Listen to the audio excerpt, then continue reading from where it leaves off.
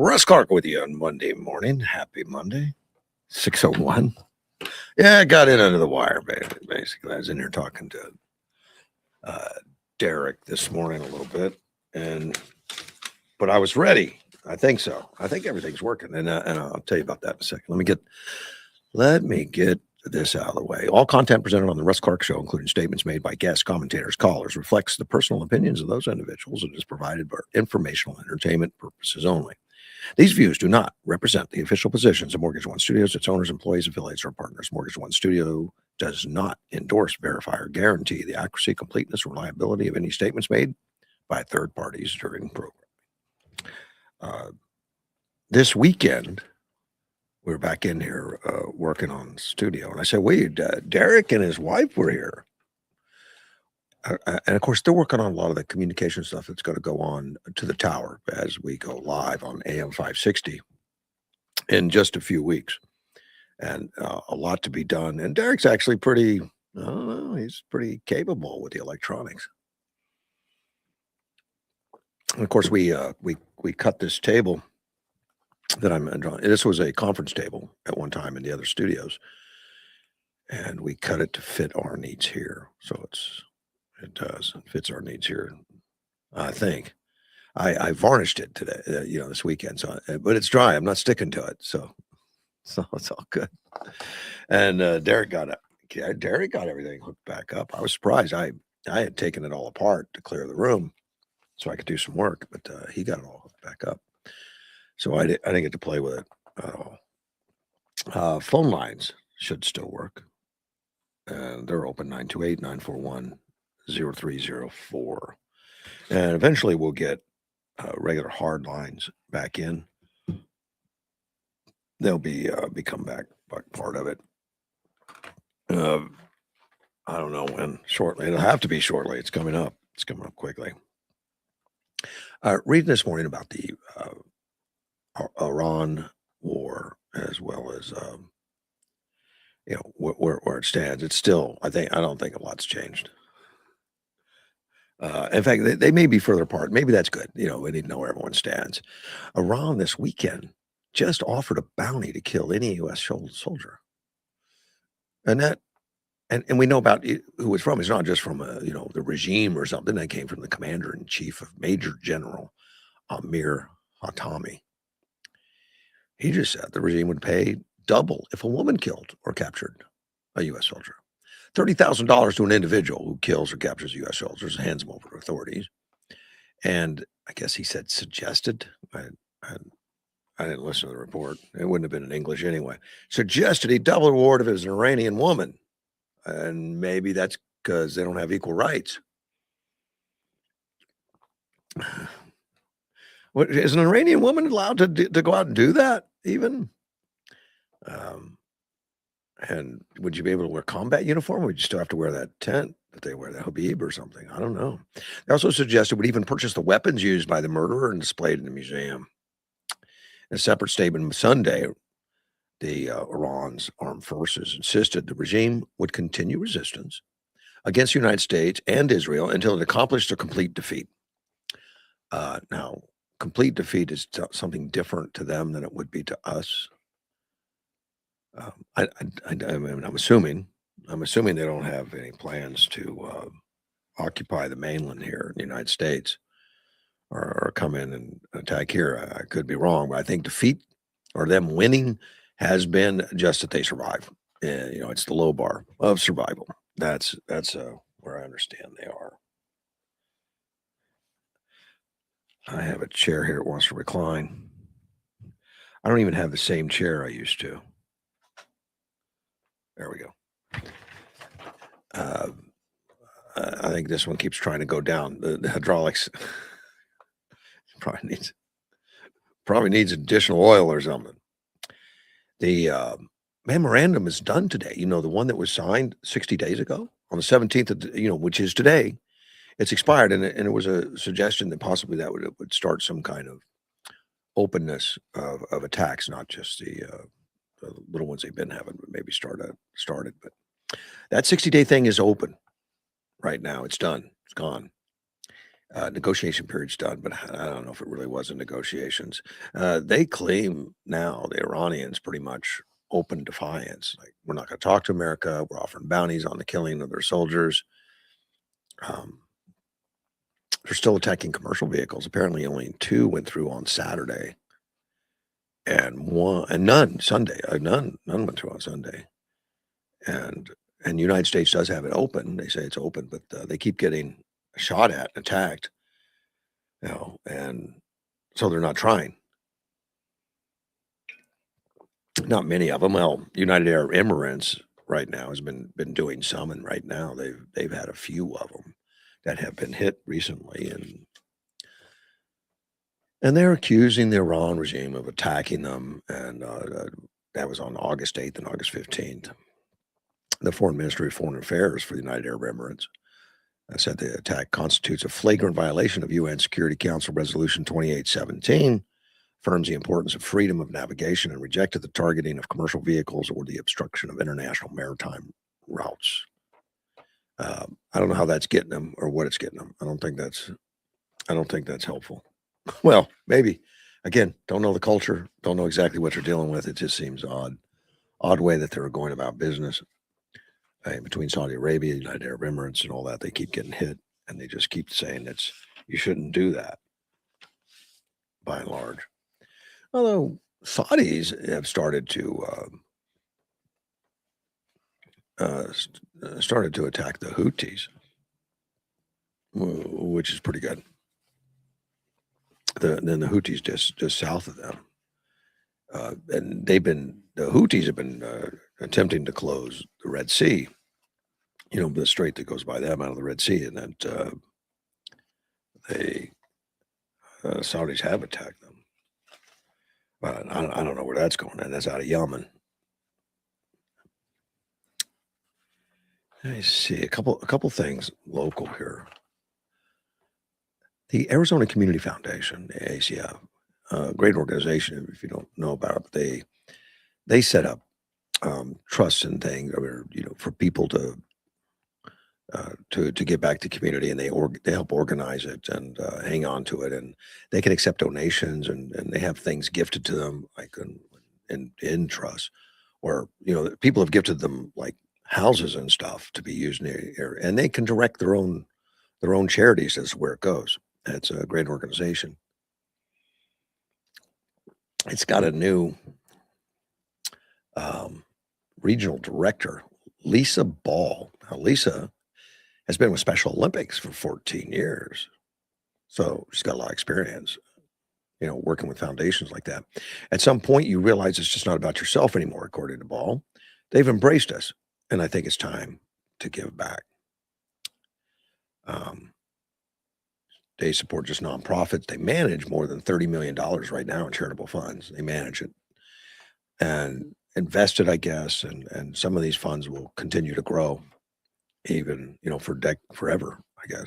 Ball says one of her priorities would be listening to the community and helping them connect donors with the areas where support is needed most. She does both. There's a lot of donors, and she helps the transactions of completing the wishes of the donors. She says she hopes to see a lasting impact from her work over the next 5 years. So it sounds like it's a 5-year contract to put her on. Well, good for her. In fact, we need to contact Lisa Ball sometime, get her in here. Once we're on the air, once we're live, I'd like to talk to her. And I've had the Arizona Community Foundation in many times in past years. I haven't invited many people since I'm on the podcast. As you know, I don't take commercial. I haven't been doing commercial breaks. I sat here for 3 hours nonstop generally. I've taken a couple breaks, but generally I'll sit here for quite a little bit of time. See, a federal judge, I talked about this the other day, and it really confused me because I didn't understand it completely. And that was the Indian reservation, the Tono Odom Nation that's around the Tucson area. They had put up some no trespassing signs in order to keep construction crews out. The construction crews that are doing the border wall, they put up the no trespassing signs. It was a little odd to me at the time. I mentioned it last week that it was up there, but I said, well, if there's if there's construction guys getting out there, they must have a contract. I mean, I think, them being the Indian nation, they signed it and explained that the Cocopa Nation here in Yuma has not allowed the border wall to be built. As they said no to it, and they didn't go along with it, and so they agreed to what they call the Normandy type plane. It looks like big X's on the ground. It keeps vehicles from passing. They're made to be anti-tank, but they'll work on a car. You're not going to get a car through either, or a Jeep or off-road vehicle. And that's what we've got here around parts of it. So obviously that doesn't stop foot traffic. They can just jump over that thing, or crawl over it or under it, whatever they want to do. It's for vehicles. It's not for personnel. Well, I was wrong. They don't have the Tono Odom Indian Nation does not have a deal with the construction, but the Homeland Security is going to build a wall anyway. Now, see, I didn't know that could be done. I didn't think it could be. Well, they took it to court, and Judge Richard Leon handed down his ruling that the United States government has every right to build this wall. And there's a federal proclamation in 1907 that says that the first 60 feet of the reservation could be taken for federal use. And that's along the border. The first 60 feet along the border could be taken. So they're taking an easement on the first 60 feet inside the border. I mean, it makes perfect sense that they can do that. They are a border, they're on the border. And that border needs, and it's the responsibility of the United States government to protect the border, not the nation, not the Indian nation. Well, the judge says, given the national security and foreign policy considerations related to the border wall, differences to the government is warranted. Members of the nation put up the no trespassing signs in reaction to federal workers visiting the border to scope out construction. Any reservation's shared border with Mexico extends 62 miles. That's not a short trip. That's a long fence.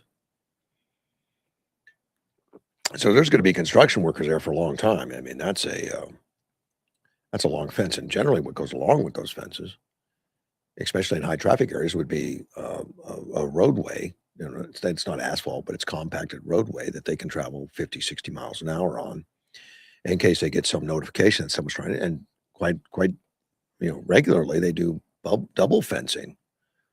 But you can all do all that within 60 foot. Heck, you can do that within 20 feet.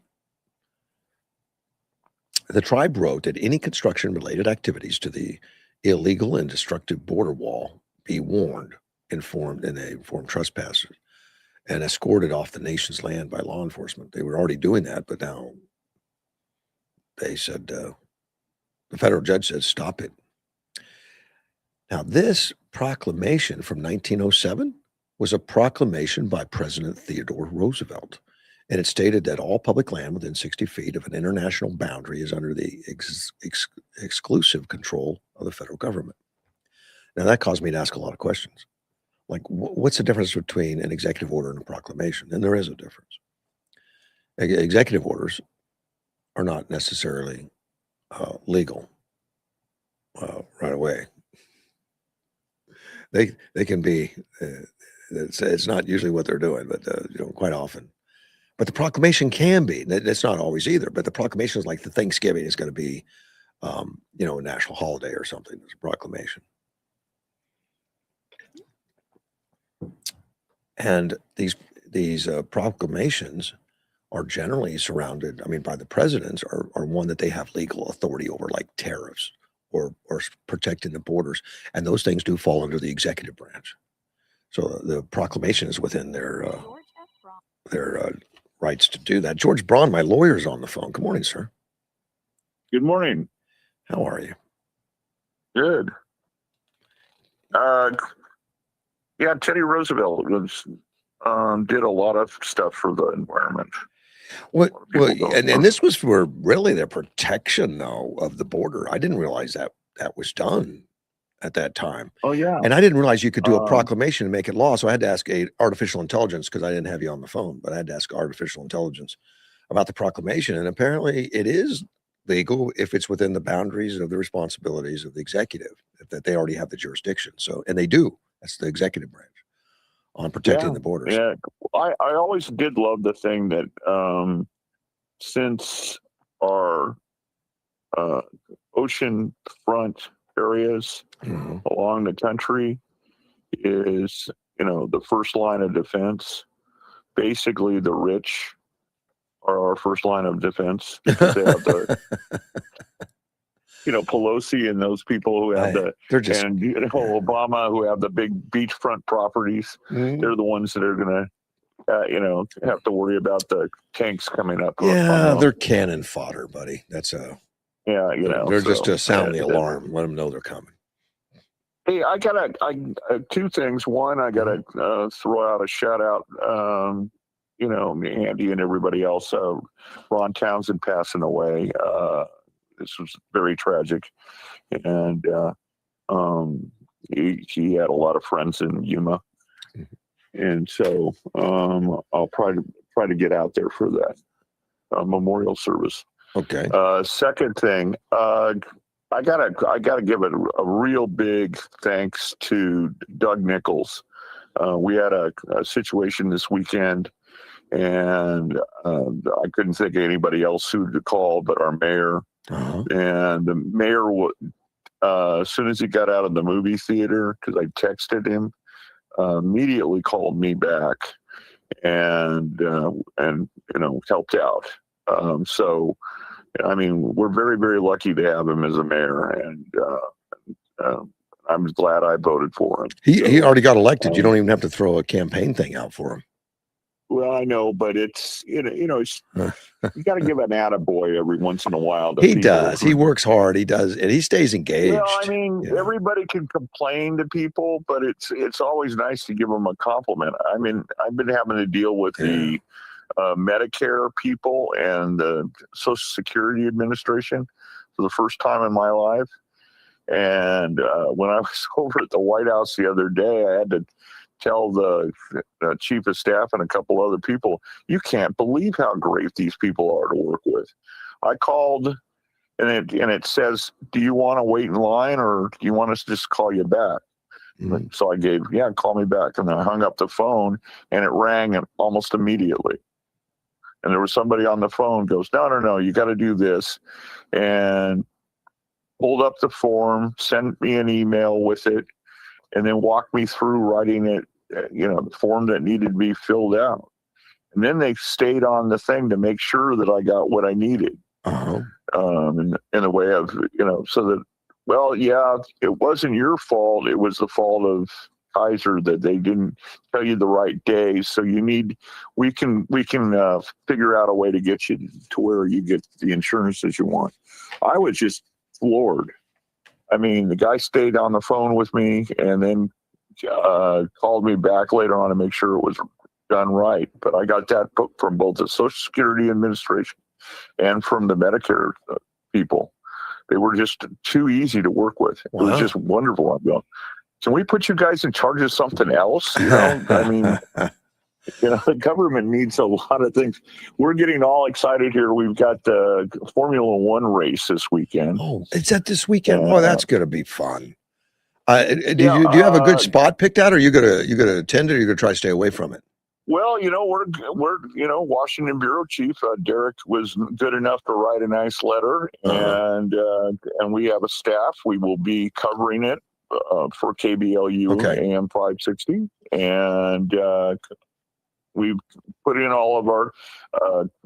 We had to go through the portal to do it, but they even actually sent an email back to Derek saying, no, you can't do it by email. You have to go through our portal. Well, we'd already gone through their portal, but he being the kind of guy that gets things done, actually also emailed it to him. Okay. And since I was on the CC, I got a call back from them. They said, no. Yeah, you guys are fine. You went through the portal. So you were able to get it because Derek said he got a rejection letter that it was not timely. No, it wasn't a rejection letter. It was a letter that said you need to go through the portal, but the portal was closed. But we'd already put it through the portal. Okay. The day that he sent the letter out. So we were set. it wasn't a rejection letter. It was a, hey, you should have done this instead, but we had already done it. So how many staff members you got with you? Just two. We got a photographer and another guy walking around interviewing people. All right. With a tape recorder. So okay, that's not Edward, so it is should it? be. No. Okay. And I couldn't get a hold of Edison, but that's now that he's 13. I mean, or he's old enough. Get him to work. Get him to work. Yeah, well, Madison actually. We're working on getting her a unpaid internship with either the Senate or the Patent Office, or I called the Supreme Court, and they're trying to find something for her. So, I mean, there's a wealth of things for high school students to do here in Washington, D.C. that to where they can learn how the government works and everything else. And it's there's Young American Foundation. There's 3 or 4 other deals that are really, really interesting to do that I really wish I'd taken advantage of when I was a kid. But, I did the internship thing when I was in college. Yeah. For Congressman John McCain. Really? Yeah, that's how I didn't know that. Yeah, and halfway through, Goldwater stepped down and retired and moved the office from the Rayburn House office building to Russell Senate office building. Right. And so he was there. He never had he always had a pretty good office, because Russell, at that time, you could still smoke cigars there. Oh, so that was one of the big. Now, have you ever gone to see Mark Kelly or Gallego? Because I know you and I both gone to see. We used to go see John McCain. We see Jeff Flake. And this is really, really bad because of the fact that Mark Kelly doesn't really go to the NASA things that they have. Because I go. You've been going to NASA lunches? Or well, a friend of mine works over at Stacy works over at NASA. Yeah, and she's on their PR team, and so there's always something to go to. Like we got the opening of the other side of the moon or something like that, which was where they interviewed. This was kind of cool. They interviewed everybody that went to the moon or was on the cruise that went to the moon. Right. The people, the guy that the loneliest man in the world was the stayed on the capsule guy flying around.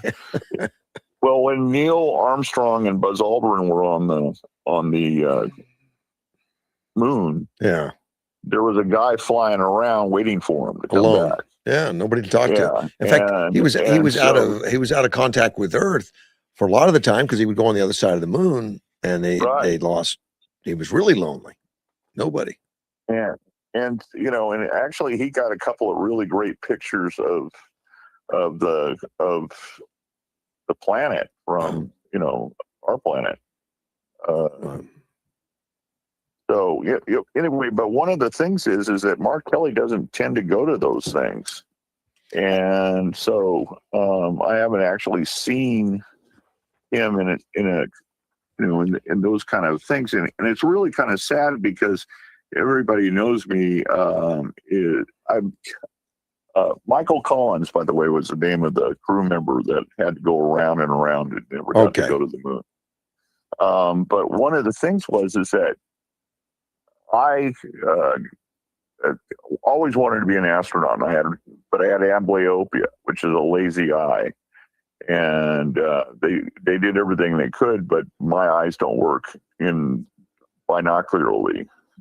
They work independently of each other, and apparently I'm supposed to have no depth perception, but I lettered in tennis at high school, and I was a catcher when I played.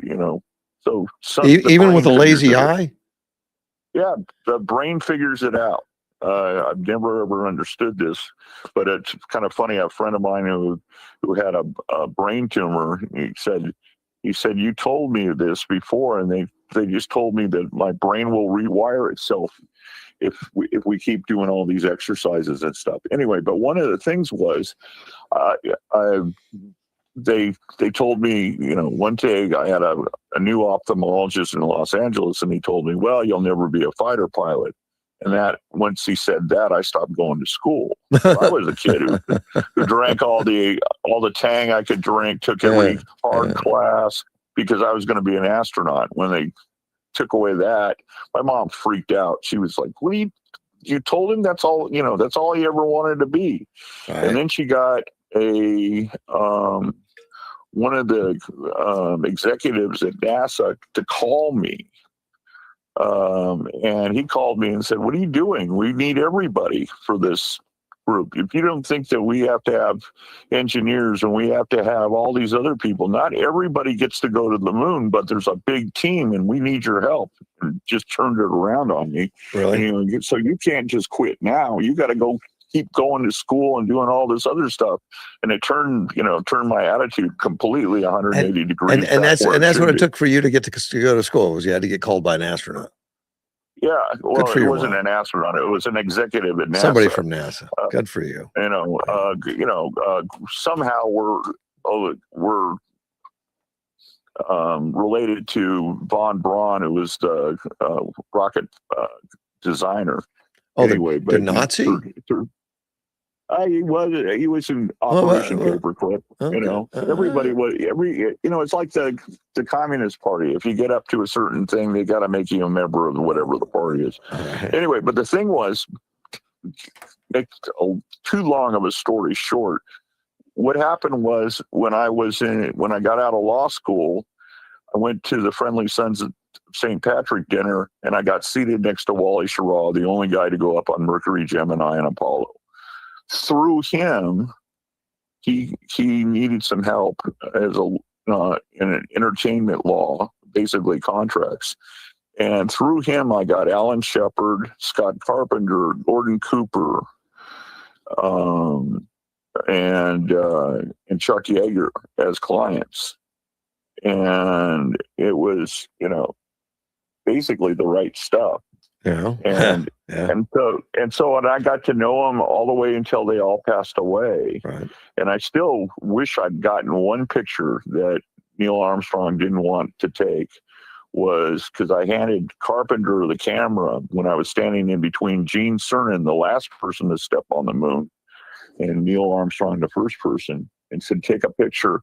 And Neil put his hand out and goes, "I don't do pictures, but I'll give you a big hug and everything else." Oh, really? And and tip your hat.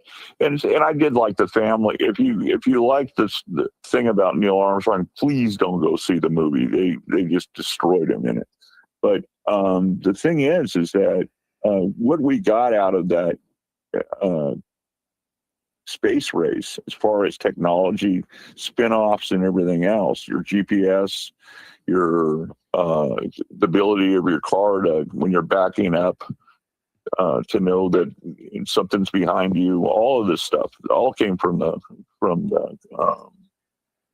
space race. And so and I'm just like thinking what we're going to get out of SpaceX and everything else, the things that are that he's going to find out. We're going to get artificial intelligence, I think. Well, it's really kind of funny. Somebody asked me about that the other day. So, you wrote this brief. Did you use artificial intelligence? And I said, no. That's hard to believe in this day and age. And I go, are you kidding? I got a degree in English Lit from the University of Arizona, and I didn't read half the books, but I wrote the essays. Why don't you call Musk and tell him that, look, since you're involved in the race, you're not going to get noticed at all unless you invent an alternative to Tang. Tell him because that's something that's very, very famous with the NASA of Tang. He's got to come up with his own Tang. Yeah, it's it's one of those things that it's in my memory. So is Tang. But, Tang. Yeah, he's got to do it. anyway, you guys all have a wonderful week, but we'll keep you apprised of what's going on. We haven't we did get a nice thing from the credential committee saying that we'd filed all the proper paperwork. Yeah. And we'll see whether or not we get our credentials. I'm envious, man. But it is funny because I've already reached out to Newsmax and the Washington Times and One American News, as well as the Bannon Group, which is where Neil McCabe is. It said, "Hey guys, if we have to, we're going to go under your umbrella." So it's kind of a thing. By the way, did you hear this? Carolyn Levitt is running for Congress. No way. Former press secretary. No, she's not even the former yet. She'll be the former at the end of the month. Yeah, well, that's what she's going to do. She's running for Congress. I thought she was doing it to be with family. She quit. Well. And I mean, you can't hold these brilliant women down. Who's going to be the replacement? Who's going to be the replacement?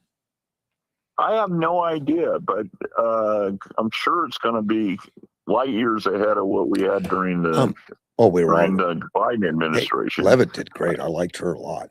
I did too. I hear it might be Scott Jennings. He's on the list. Scott Jennings. Yeah, Scott Jennings would be fantastic. But here's the problem. He's going to be in Yuma on the 7th. We've got him booked for a fundraiser in the evening. In fact, it'll have our next governor with him. I've known him since the Bush administration and have his private email and his private phone number. Well, he'll be in Yuma on the 7th. You need to be down. And he is just the nicest guy in the entire world. He's brilliant. I love watching him when he takes on the liberals in CNN. Well, I mean, the best one I heard was the other day when he looked up and they said, well, what about the DSA taking over, the Democratic Socialist Association, taking over the Democratic Party? And she goes, no, we have a big tent, and this is, it's just kind of like when MAGA and the Tea Party went into the Republican Party. Right. And Scott Jennings just like, wait.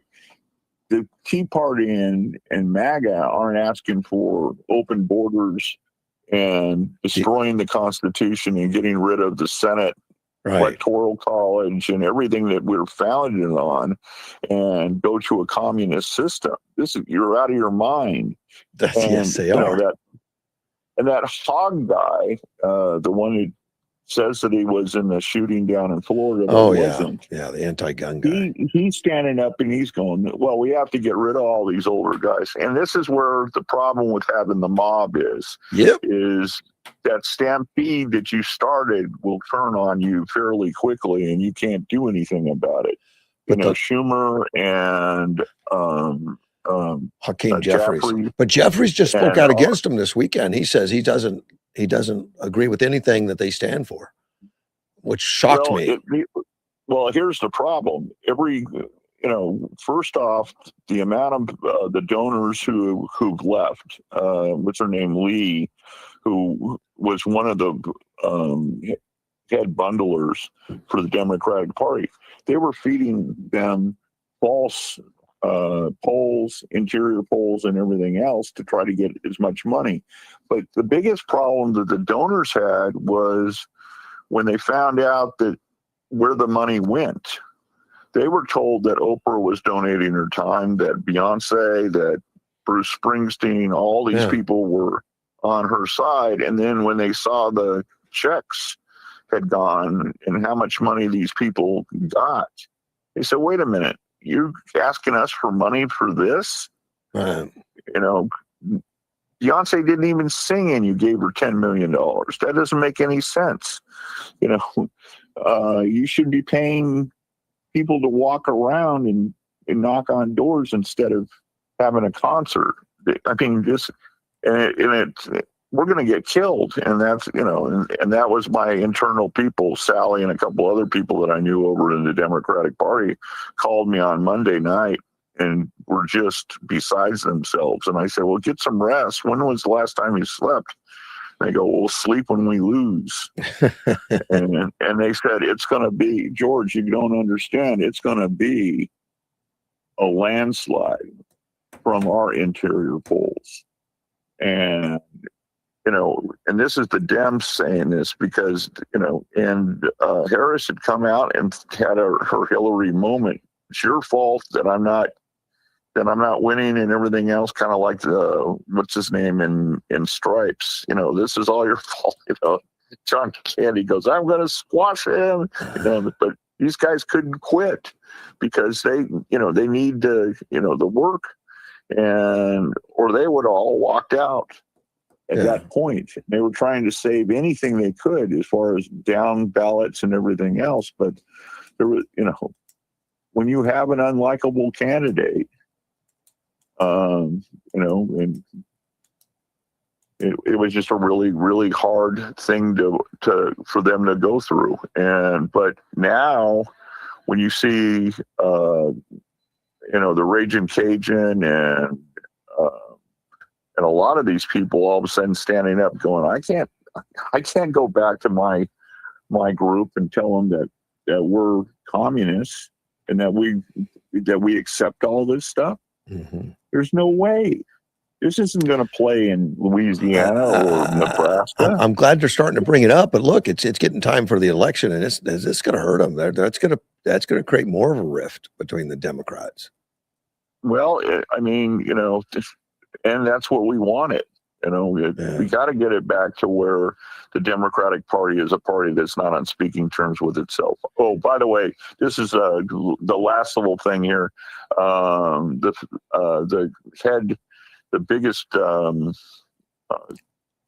serial killer in the world said his lawyer said he's not coming over to the Senate for any more of these hearings because it's just too political. And I'm just saying, just somebody arrest him. Yeah. Fauci needs to go to jail, and then you guys can litigate it while he's sitting in jail, whether or not that pardon is valid or not. Well, they can hold him in contempt and pick him up probably for not coming. Well, I mean, you've got him for contempt. I mean, they put Bannon and a couple other people in jail. I don't know why we did. I mean, for God's sakes, arrest somebody because you supposedly got all this. I mean, the country wants it. By the way, you're right. God rest his soul. Lindsey Graham would have said, "I'm going to have a committee, and then I'm going to send a strongly worded letter." But that's about all they do. I mean, for God's sake, start making these guys lawyer up and hire a lawyer. Absolutely. And run through all their money. I mean, that's one of the things they do to us on a regular basis. I mean, Ed Martin is actually, they went to the state bar because of the fact that as Attorney General, he went through the thing and said, well, if you're not going to have conservatives and not allow them, we can't hire out of your school because you're discriminating against conservatives. And I mean, Gorsuch is the last justice to hire out of Harvard or Yale. And that's, I mean, for clerks. And somebody actually said that to me the other day. Well, my son is conservative and he's at Yale and he can't get a job in the federal courts. And I said, it's not because of the fact that he's conservative, it's because he went to Yale. Yeah. And they're, Start. All right. Anyway, I've kept up you guys long enough, but here's the deal. Everybody have a wonderful week, and we'll keep you apprised about the Formula One race. Thank you, sir. Take care. Bye-bye. That's friend George, Washington bureau chief. And yeah, there's Formula One race. I didn't write. It was this weekend. It's this weekend. George has been Washington bureau chief for AM 560 now for, I don't know, decades, more than a decade, 2 decades or more. And he volunteers his time to bring a lot of guests, bring a lot of people in, all that. And he does get press credentials to go to things like the Formula One race, which is awesome. Because that's, quite often being in the media, you get more exposure to things than you do just as a guest. Probably the only thing better would be a VIP, because then you get food and great accommodations. Media doesn't get as high as that, but they get great access. It's really a lot of fun. I'm happy for him. I'll be able to do that, and I'm looking forward to talking to him when he gets back. On the border wall, I didn't finish that up. On the border wall, the proclamation by Theodore Roosevelt in 1907, still active, still something that says we can be on the nation of the Tohono O'odham Nation, because the first 60 feet of the property inside the United States we have access to, like an easement. And the nation did not become a nation until 10 years after that proclamation was already into effect.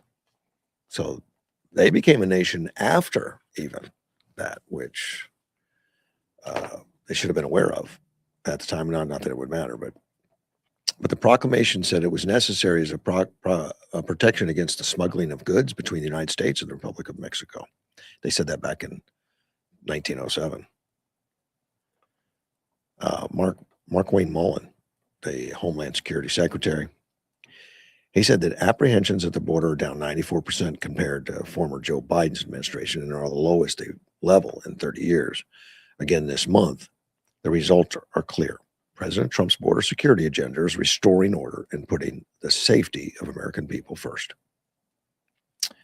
And we have like zero immigration coming in, illegal immigration. Of course, Mark Wayne Mullen says Mark Wayne Mullen says we're only down 94%. That would be 6%. I think what they're putting in that number is that they capture the 6% and they don't actually get into the country. They're apprehended. And the more fencing we put up, and if they can cut off that 62 miles, which I understand was a very active area, that 62 miles was amazingly active. And if they can cut that 62 miles off, that was a big hole right there, where for a lot of illegal traffic and drugs and other things. And I think that the Border Patrol, who was allowed to be on the land there, I guess, in some respect, had to be on horseback, I think, which limited what they could and couldn't do. Heavy rain. Now, we talked about this months ago about the El Nino. And I know I haven't read on it recently, but the El Nino is supposed to be what they call a super El Nino, or a biggest ever. And that starts months before it hits us in Yuma, months before. And in the reading, they said it's going to affect the east part of the country first, the Midwest and the eastern country, which it has. I think we've read on a regular basis about all the problems of flooding and all that kind of stuff. But let me get back to that. I've got Mad Mike on the phone. Good morning, buddy. Good morning, Russ. How was your weekend? I was good. Entertained grandkids, went to church, worked in the office. Everything was perfect. Yeah. Mine was money. What you were working all weekend? Oh yeah. I actually work 7 days a week, buddy. Oh, okay. For the first time in many years, I used Uber in Yuma because I needed a ride, and it came up that the guy's name was Mike. I said, "Oh my gosh, I'm gonna see Matt." It wasn't you. It was a different Mike. Now there's another Uber Mike out there somewhere. Yeah. But I'll tell you what, he didn't get the trip I got yesterday morning. I popped on at about 5:30. Yeah. And was tending to some toiletries, getting ready to go, and boom, I got an offer for $371. For what? And I took it. And it turned out to be a couple railroad workers needed a ride back. There wasn't a train going at the moment, and they needed a ride back to their base of operations in Long Beach. You had to Carson. You drove a couple guys to Long Beach on Uber yesterday? Yeah, Carson. And I was back early afternoon, like 3 or 4 or something, picked up Raising Cane's, which my daughter loves, and then took the night off. But yeah, it ended up being almost $400 with no tip. That was just pure Uber pay. Wow. And I'll do that again Yeah. anytime. Yeah. Every now and then we get trips out to Tucson or Phoenix Airport, or even I've taken a lift out to San Diego Airport once years ago, and those usually pay pretty good. Wow. That's quite a But ride. there's some tricks. There's some tricks that I'm not going to disclose over the Okay. air. But if you ever decide to go on a side gig, I'll give you good education, man. I'd have to buy a different car. They wouldn't take my 1997 Suzuki. You could do deliveries. You could do Uber Eats and DoorDash in that.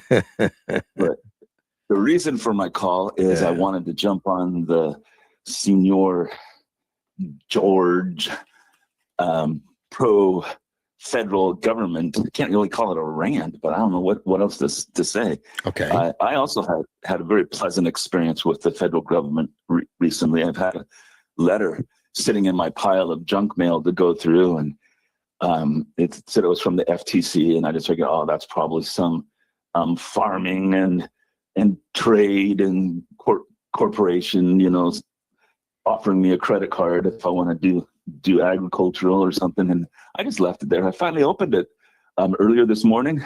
Yeah. Boom. A check from the actual United States government Federal Trade Commission for $51. For what? Because of a what do they call it when they get everybody together to sue? A class action suit? Yeah, a class action against Grubhub for illegal practices and all kinds of bad stuff. And they settled, and my portion was $51. I'm going to be depositing that this morning. So you had a fare for $400 to LA and $51 all in the same weekend. Well, yeah, but actually the check has been sitting in my pile of junk mail to go through. I mean, if it's obvious, I just tear it in half and toss it. Yeah. But if it's questionable, I have another pile that I go through when I feel like it, when I get around to it. So that's actually money that came in before, but I'm counting it for today's. Yeah. Total. I'm going to deposit it today. Glad to hear. So yeah, the federal government can work. It absolutely is not a pile of dog, you know what? Well, there are functions. There are people in there working in the federal government. I'm glad you're happy. Grubhub wasn't happy, I'm sure. No. But I can't believe they're still in business. They got bought out by Amazon, and they're offered on Prime for free. I think you get your first year of free deliveries, and they're the bottom tier, the lowest level. And maybe this class action suit will actually be the nail in their coffin. But they were bought out years ago by some Tasty Treats or something out of England. Let me ask you about Uber and stuff. I used Uber for the first time, and when I signed on, you had to go through that little period where it's looking for a driver, and then it says 6 minutes, and it was accurate. I mean, it was right at 6 minutes, and I was surprised. I thought they're tracking it. I was surprised that it only took 6 minutes to get a ride. But is that normal? No, there's absolutely.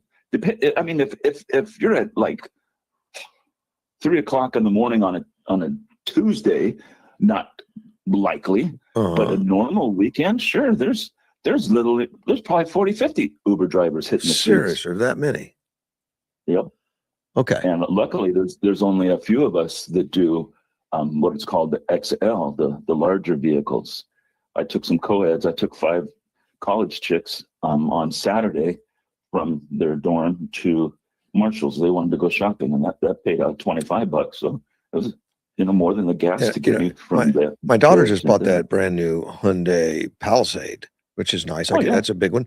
Maybe I could borrow it and start doing Uber. I'm sure she'd be happy with that. Oh, dude, if you could pick up some extra cash, I would encourage it. And in fact, we'll sit down and I'll recruit you into our little club. Well, that would be cool. Except my daughter would never let me borrow the car for that. That ain't gonna happen. Okay. That ain't gonna happen. Yeah, she doesn't want you driving the wheels off. She told me to get lost, Grandpa. Get out of here. I did borrow it this weekend though. Yeah, because I took the 4 grandkids. I needed something big enough for 4 grandkids. Nice car. But driving the wheels off of it, delivering people's food, it's probably not going to be on her. Nah, she wouldn't be happy with that. And I got to finish See, getting ready and be get good, my buddy. daughter to school. So All right, man. I'll Bye. go back to listening. Go to school. Yeah, I'm sure he's taking his daughter to school, but yeah, he can go to school. As far as the heavy rain that's going to be promised with this El Nino, the heavy rain was supposed to hit the Midwest and the East, and it certainly has been. It is, and I just got a report here out of Indiana. 7 people just died from the heavy rains, and it's record-breaking rains. So the promises made on this El Nino so far has been coming true, and they've been promising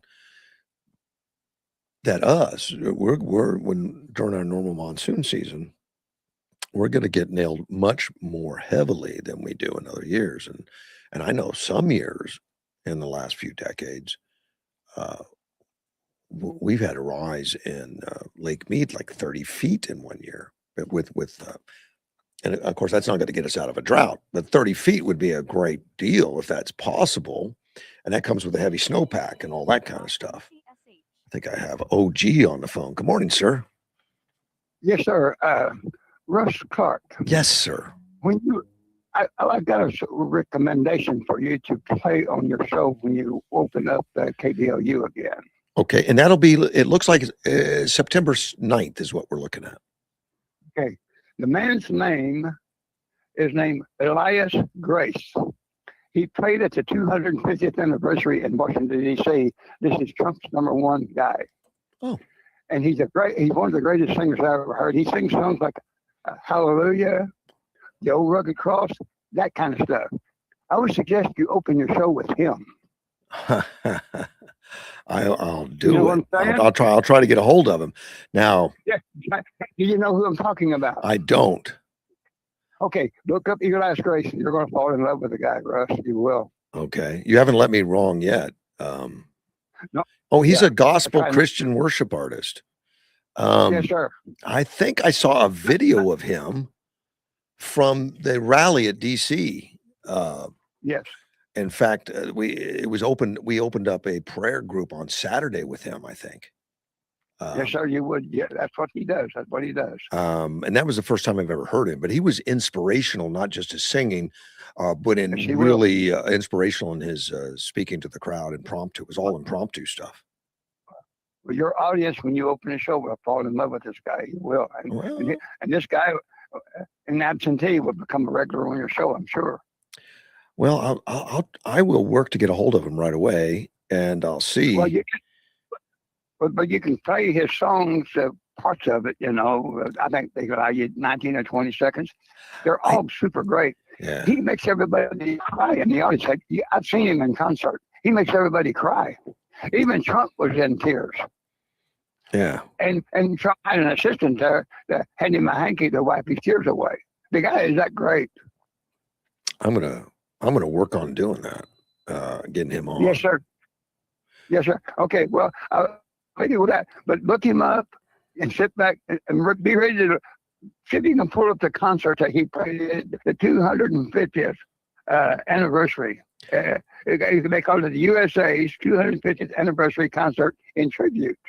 And see if you can find that. well, I Play can that. because that's what we played Saturday at the prayer meeting.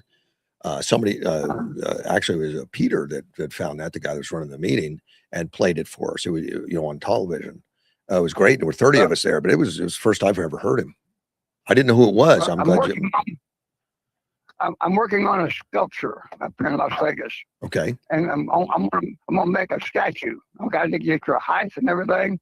So when you croak, we're gonna put it at Sid Limits or up on 16th and 4th, somewhere up there on a thing as a human voice. Good. And it was, I swear. we'll have something. I'll be 85 next month, by the way. So, but Okay. I'm figuring on outliving you. Yeah. Well, God bless you. You're in your 60s, right?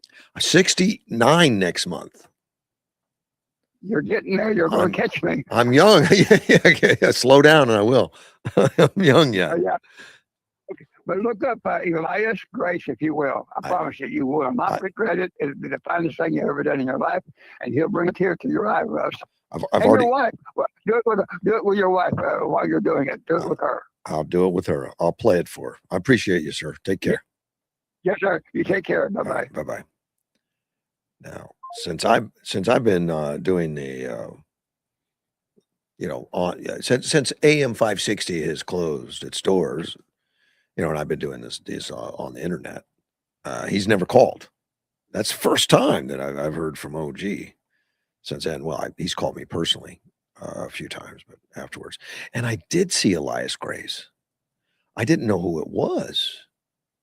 I didn't ask, but it was a wonderful excerpt from that 250th that we played as an inspiration before we started the prayer group.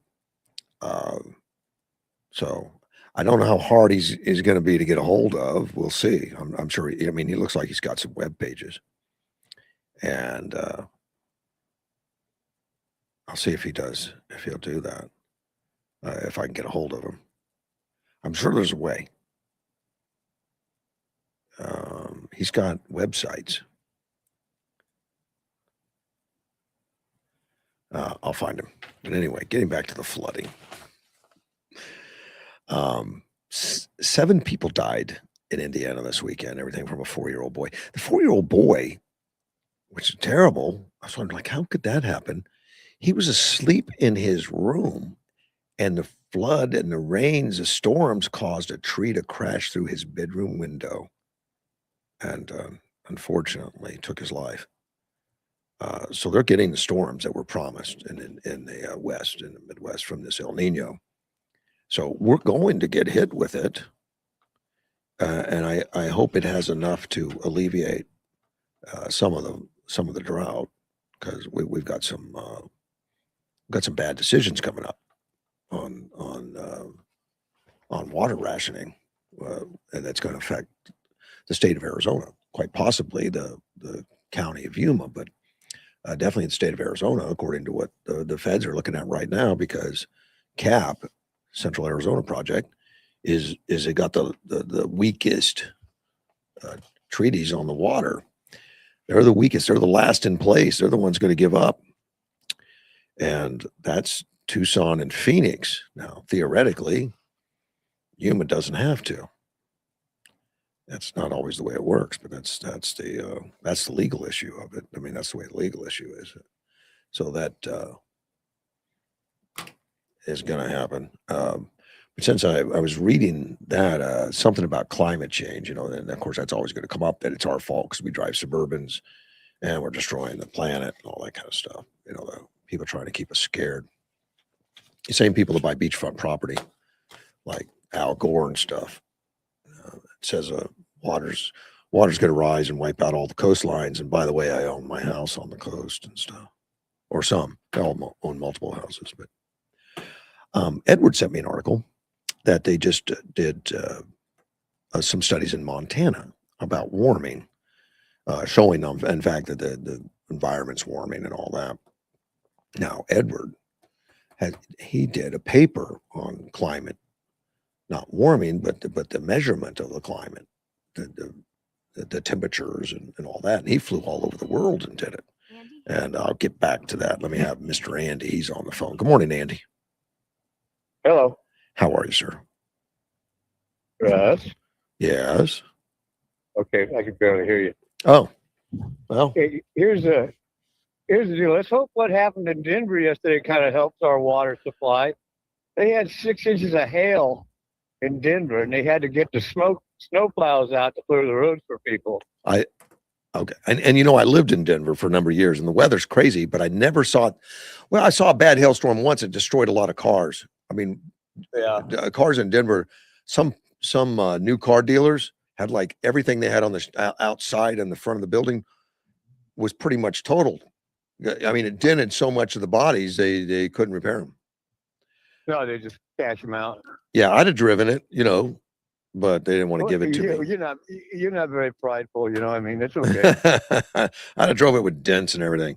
But I've never saw it 6 inches, but that's great. 6 inches of hail. I mean, I watched the news on it this morning. I'm going, well, we need that down here. If it gets here where we need it, we need it more up around Golden. If it just hits them hills up there and stays frozen, then it'll start filling up down here. And what's happening, here's what gets me is we have we got 2 weeks left before dove season starts. Yeah, hey, that's coming in early September. Yeah. 1st of September. Okay. So here's what fixes to happen every year. You know, all the hunters come down from California and they say, "Why aren't the birds out?" I says, "Well, we just had a monsoon rain come through and knocked all what we call knocking the birds down. They don't like to fly after a big thunderstorm. So I'm figuring we're going to get our big wet period like 2 days before the end of the month. I we haven't don't- seen it on the map yet. And buddy, if what they're telling us is true, there's this El Nino, we could get hit with record rainfall, in Denver, this whole West. And it's Well, it's we just need now it. starting to get started. And what you just told me about Denver, and I'm looking at it now, they said they had some drifts up to 3 feet tall of just hail. In Denver, yeah. Yeah, in Denver. That's pretty. It's nice you got somebody watching the rest of the news. Yeah, that's good. Anyways, we do need that, and usually if we don't, now I'm going to go back to dove hunting. Yeah, If we don't get a big blowout storm that knocks all the birds down before the 1st, yeah. it's going to be a good dove season. Oh, it looks good out there right now. Oh God, there are tons of birds, and they're all flying at about 100 feet, which is a good altitude. Yeah. But you get a big storm that goes through it, and they blow through, and they're either flying with oxygen masks on, or they're coming at you with bulletproof glasses. They fly low and fast, and that's usually. You never heard me talk about my dove hunting where I took a 10-gauge goose gun out there to get them because they were wearing oxygen masks. Oh my gosh, no. Yeah. Yeah, you don't want to shoot. Is a 10-gauge legal? Oh God, yeah, it is. I had no idea. I've never. Yeah. Usually, if 10 a gauge goose is gun. fired from a fixed mount, you usually don't hold a 10 gauge up to your arm. No, it's a shoulder rifle. It's a goose gun. Oh man, I still got a Stevens 10-gauge. I've never even seen a 10 gauge fired, but Oh, you want to come out and fire it with me? I do not. Not with my shoulder. Maybe yours. Well, not even with mine anymore. There's no way I can fire it anymore. Not vertical. I can shoot out across the pond at 100 yards at a goose, but that's it. But I've seen pictures of 10 gauges that are mounted on boats, and they just would row up to a flock on the water and let loose and kill 100 birds or something. Yeah, but that's not hunting. No, that wasn't hunting. That was like a military operation. Back in the day, we used to, where Hunter's Hole is down by Gadsden on the Colorado River. Mm-hmm. When I was a kid, we'd go down there and we'd drive along in my brother-in-law's Pontiac, O'Gary night. And there'd be geese out there 100 yards, and you say, "Okay, get in the trunk, get that 10 gauge out." So you have to get the 10 gauge out, put it together, and you had time because you're so far away from the geese. And then he said, you lay across the hood of the car, and you aim about 5 feet in front of them and 5 feet ahead of them. And I said, okay. And as soon as they started to move, then you pull the trigger. My God, it knocked me off the hood under my butt. I got 3 geese. And that's what I've never known they had a 10 gauge shoulder fired, but okay. Oh God, yeah. Good for you. You can keep it. Yeah. Oh no, I am not going to get rid of it. Okay. Oh, you really do have one. Heirloom. You have one. Yeah, it's a family heirloom. It belonged to my grandfather. Wow. Okay. Yeah, I'm looking at the next week, and we're not showing any rain for the next week. 15% on Friday, which scattered showers or something, but I can't get a 15-day forecast. For some reason my phone won't find it. But all right, I gotta go. Take care, buddy. Bye bye. My son's yelling at me. All right. Bye. So long. That's Mr. Andy. Yeah, the weather. I'm not seeing any rain yet. 15% is nothing. That just means some scattered showers, probably. As far as the people that lost their lives, one of them at least out taking a dog for a walk, was driving on a flooded road. A vehicle got swept away. Be careful of that. Even in Arizona, we get a lot of that, where these big rains will cause a flash flooding. And even in Arizona, where you think there's no water, you can find a 19-year-old recently graduated from high school, ready to go to Purdue University, jumped off a bridge into rushing intentionally with friends. with the the water was rushing big deep. They took the opportunity to jump in, and one of them never made it out. A 19-year-old. That's unfortunate. That's too bad. And just a few others that uh, getting cars that go into the water and stuff. Christine Altman just said recently. She just said she's with the county board of commissioners. That's a supervisor there. It's not raining and the water's receding. It's must admit it's a good morning. So they were glad to see the water stop. 130,000 utility customers statewide remain without power as of late Sunday. And that's good because it was 300 when they started. They got it down to 130,000, and they're saying it's historic flooding in Indiana. You heard Andy just talk about the hail in Denver. So yeah, we've got a lot of activity going on in the weather that is supposed to be putting us next on the list. So make sure you get ready for that. Be prepared. Get the sandbags, Ted. Get the sandbags. Yeah, Ted's in a low area. I'm in a low area, and I know that the city of Yuma got $5 million allocated through the flood zone to take care of my street, specifically in the area I live.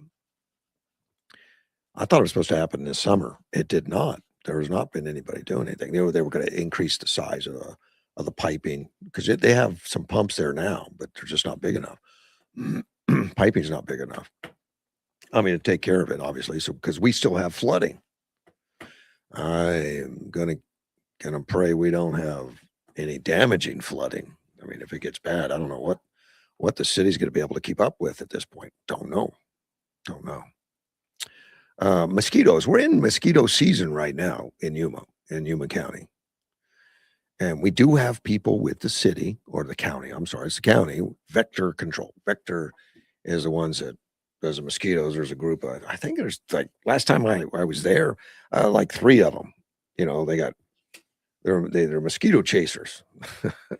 Richard Cumming, who's still there, talking about West Nile virus. West Nile virus.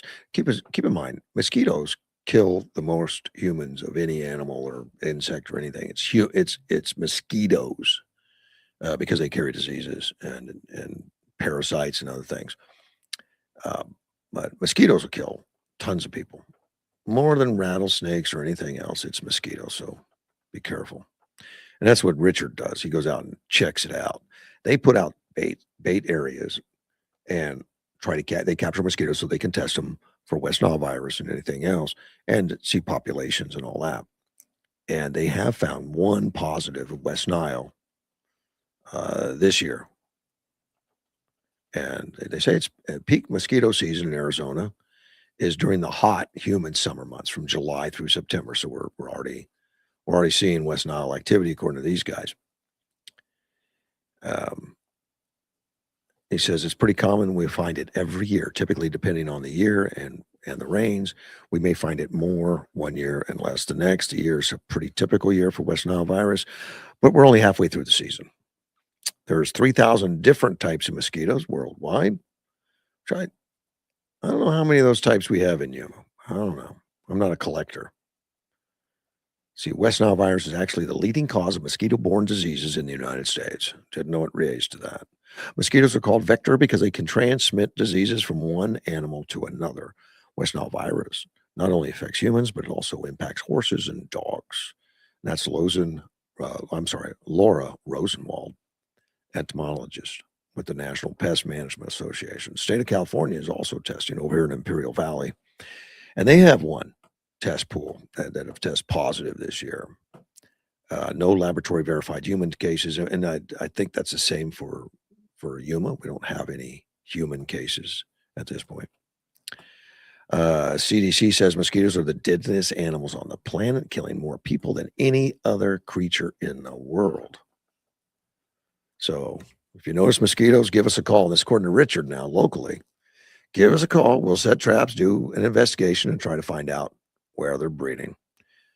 Wear long sleeve shirts, long pants, light colored clothing, use EPA approved insect repellents. A mosquito season continues. It's important to stay alert. Yeah, you don't want to get bit. unnecessarily. So use a repellent, whatever you got to do. Get out of the way of the mosquitoes. They can carry it. They can carry something, dangerous, deadliest animal out there, more than the rhinos. Rhinos are dangerous, but they're not in our neighborhood, so we don't worry about them. A story here about a former ABC News correspondent, Terry Moran. I'm sorry, Moran. Moran. He's no longer there. He's a former. They let him go. And I remember the interview that they're talking about here, one of his last ones, when he interviewed Trump. And he has some comments. Let me see. I'll tell you about that interview. Oh, here it is. Less than 6 weeks before he left, he was in the Oval Office to interview Trump. And he was marking the president's first 100 days back in office. So he's been out of office for a while. Moran has been out, Terry. And let me see, he was questioned about the Russia President Vladimir Putin. And Trump just answered with, "I don't trust you. I don't trust a lot of people. I don't trust you. Look at you. You're so happy to do the interview. And then you start hitting me with these fake questions." So he wasn't somebody that Trump was in favor of, but he did the interview. He did the interview. Well, right now he's doing some podcasts. He's on some podcasts and stuff and talking about his time at ABC. And he was asked directly by the podcaster, "Is ABC News a liberal institution?" He answers, "Yes." But I think like a lot of mainstream media, it's because of lack of viewpoint diversity. That's one of the problems is covering Trump. Nobody had voted for him. I think that's an interesting answer that he put diversity in the answer, because the diversity is a left-wing liberal cause that they have to have diversity. Of course, I've never thought about that, but you mentioned well, that's great. I'm glad you believe in diversity. Let's put half your newscast as conservatives. Of course, they would not see that as diversity. To them, diversity is about skin color or sexual preference, not politics. Of course, that's what they talk about, politics.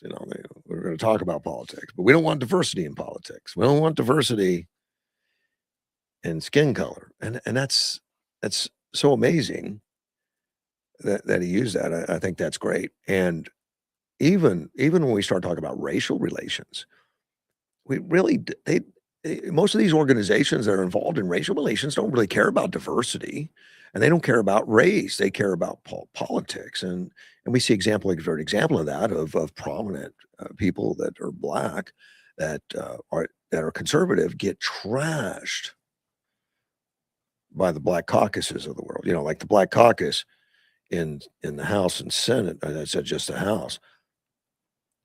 They will not accept a member that's a Republican. Be as black as you want to be. You're not getting in the black caucus, because it's not really about race. It's just not. And they prove it all the time. I'm glad he used that term. Terry Moran says when he attempted to challenge the prevailing newsroom by circulating internal messages about the network's Trump coverage. So he apparently was doing things to cause some controversy within the news station. In that he was sending stuff out there about Trump to point out that I guess they weren't doing a thorough job. He said, "I sent these out. Hey, we should be fair to Trump." Internal emails. I heard from people, engineers, maybe the occasional producer, who said thank you. But according to staffer at ABC News, an unidentified staffer, they said he clashed internally with liberal colleagues, but that his social media posts left the network with no other option. It's just sad, honestly. It's sad for him, a longtime colleague, friend, a good person, family man. It's just unfortunate, but there was no alternative, especially in these times. So it sounds like he was sending out, and I never read them. I never saw any of his posts or anything, but he was putting posts out there that were not complimentary to some of the coverage that Trump was receiving, and they weren't going to have that. Well, ABC had a contract with him that was expiring, so they didn't really have to fire him, but they just didn't renew the contract because the contract was supposed to be renewed at a time he published a deleted post describing Trump and White House Deputy Chief of Staff Steve Miller, a world-class haters. Which sounds contradictory. I mean, part of the reason they wanted, that he was ruffling feathers. He was trying to get people to look more at Trump's other side, and here he puts out some hate mail on Trump, calling them haters. Of course, that is hateful to call them haters. And the network said the post violated its policies and reaffirmed its commitment to impartial reporting, which really confusing because Terry, it sounds like, was complaining that they were not impartial, that they didn't have any conservatives. And at the same time, he's joining them with the hate. Got ousted for it. I think they just want to get rid of him, obviously. So they picked that. Spokesperson for ABC News said, "We are at the end of our agreement with Terry Moran, and based on his recent post, which was a clear violation of ABC News policies, we have made the decision to not renew. At ABC News, we hold all our reporters to the highest standards of objectivity, fairness, and professionalism, and we remain committed to delivering straightforward, trusted journalism." Staffer says, "We're blanking, took it seriously, and dealt with it pretty blanking quickly." Of course, that's the unidentified guy. Saying the scarcity of Trump supporters inside the network prevented its news division from being heard or hearing large parts of the country. Moran drew a distinction between fairness and objectivity while discussing how journalism should cover Trump's attempt to change longstanding political norms. So he wasn't a Trump supporter. I don't think he even liked Trump, but he was a supporter of a balanced reporting, it sounds like. So they got rid of him. And if I remember, and I saw that interview with Trump at the White House with him, and he was a jerk. I'm adjusting my chair. It went down. I had to adjust I was getting a cramp in my leg. I thought I was going to have to get off air for a second. It happens to me every once in a while. And I was exercising on Saturday, which shouldn't have, but and yeah, I took some stuff this morning, some magnesium this morning to try to stop that unsuccessfully. I just got to be careful not to put tension into my legs, and I'll be fine. We'll be okay. I think I may have sensed something about this the other day. A 15-year-old girl whose body turned up in Yuma. Didn't have any details at the time. We do now. We have some details, which is another terrible story. But this 15-year-old girl was missing from San Luis, and they found her remains somewhere in Yuma on June 1st. So it's been a while since I mentioned this one. And her name is Diana Vale Wally. They've arrested a 52-year-old Mark Spat as somebody they believe is a known. Well, he's the last one known to communicate with Diana. The last one. That's according to Lieutenant Sam Pavlik with the Yuma County Sheriff's Office, and they're not telling a lot of connection between this man and this young lady, but officers attempted to serve a search warrant at his residence on June 12th, but did not locate him at that time. And they searched the home, recovered drug paraphernalia along with 83 grams of methamphetamine. So they arrested him on the drugs. I guess that's always a good way to get him picked up while they're still investigating and figuring out what all is going on with this young lady that lost her life at the age of 15. Well, now he's been charged. The charges include first-degree murder, 2 counts of sexual conduct with a minor, custodial interference, tampering with evidence. He's currently being held at the Yuma County Detention Center on $1 million cash bail. They've not released the cause of death when the body was found. She was wearing pink shorts, blue shirt, black nail polish on her toes. Family has established a GoFundMe campaign to cover funeral expenses. Now, when he was arrested on the drug charges, he was released. And it illustrates how quickly new evidence can alter the trajectory of an inquiry. According to this, court records do not yet list a confirmed next appearance date, so we don't know when he's going to be back up.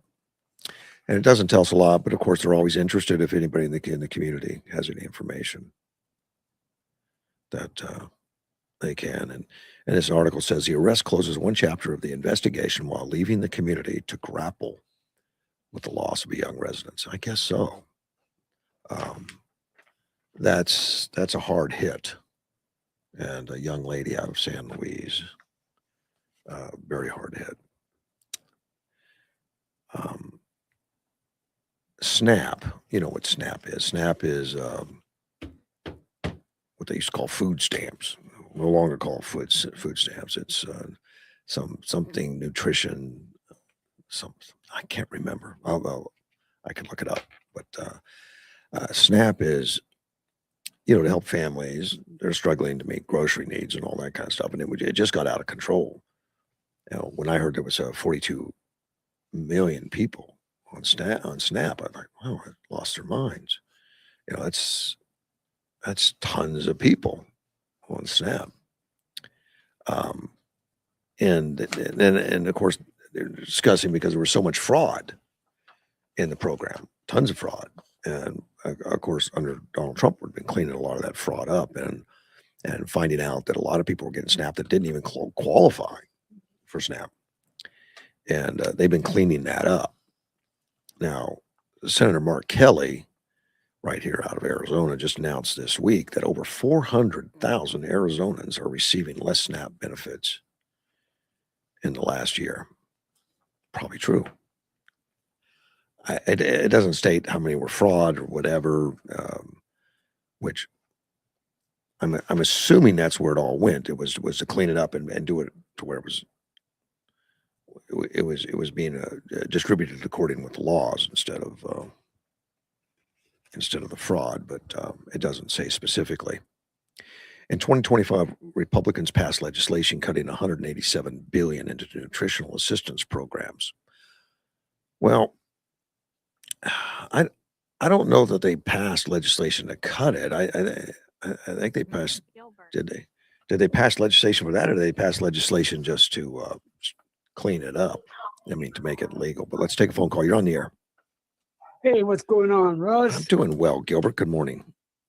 Good morning. You just got through with part one of my outside work. But I was reading that yesterday on Facebook. Okay. And the way KYMA put it out, it's just my own interpretation of how they wrote out this thing. It was making it sound like we are taking away a product that people need. Right. Right. But the real thing was it, how many did you say was on 40, SNAP? like 42 million. 42 in Arizona? No, that's country. The country. Yeah. Right. But they were talking about how Kelly was talking about how many people in Arizona lost their SNAP. 400,000 had it reduced or receiving less. I don't know how many of those 400 got it zeroed out, but a lot of them just got it reduced. Yeah. And that's what, see, they don't bring up the fact that we got a lot of those people off of that did not deserve it whatsoever. Correct. That's what I read. I'm agreeing with you. Yeah. The narrative was, we took all these poor people off the SNAP and they're going to be starving, blah, blah, blah, blah, blah. Right. No. Well, that's Kelly putting it out there like politically, like, Trump's a bad man because he's hurting people. Right. And that's Cobb is doing the same thing with her stuff. We're getting more water and blah, blah, blah. We're fighting for your water rights now.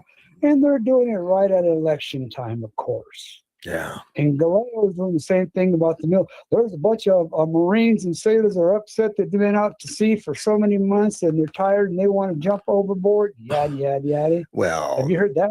Oh, gosh, yes. And I've read the responses, from the military, from Hegseth down, that said that's just crap. In fact, they were talking about the Lincoln individually. the Lincoln, Right, and they said, "Look, exactly. that's got the highest re-enlistment of all of them, and the high morale." So that's all a bunch of crap. Yes, and our reenlistment, you got to stand in line now. From what I'm reading, you got to stand in line to get in the military. There's so many people volunteering. Oh, I know that they've made all their quotas. I mean, the enlistments are way up, and under Biden they couldn't make the quota, and that's even after they cut the quotas. They cut them so they could try to make them, but they didn't have enough men wanting to wear dresses. Just that. That's the fact. Yeah. That's the fact. So there's a lot of stuff going on here in the state of Arizona. Now I watched a video that was sent to me by with Dennis in the streets of Tucson of the fentanyl problem they have there. Right. And it's sickening. It's really sickening. Yeah. And they showed videos of people getting on these buses, the transport buses in Tucson that are falling out. I mean, they're ODing on the bus. It looks surreal, like is it fake or something, but I guess not. I guess it's real. No, there's too many people putting these videos out. Yeah. And they're showing people on the sidewalks.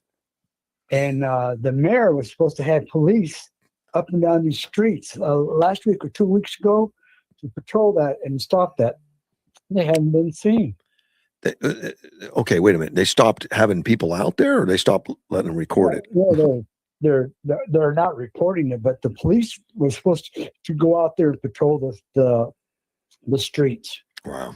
They haven't been seen like she said they were going to be seen. The police. In other words. That sounds fishy, doesn't it? Oh yeah. Well, it's all about election and this and that, and we were talking the other day about socialism and crap. Yeah. And right now, I think one of the big test areas is Texas, with that socialist, Democrat, communist. Yeah. The guy that says Jesus Christ is not non-binary. Yeah. Yeah.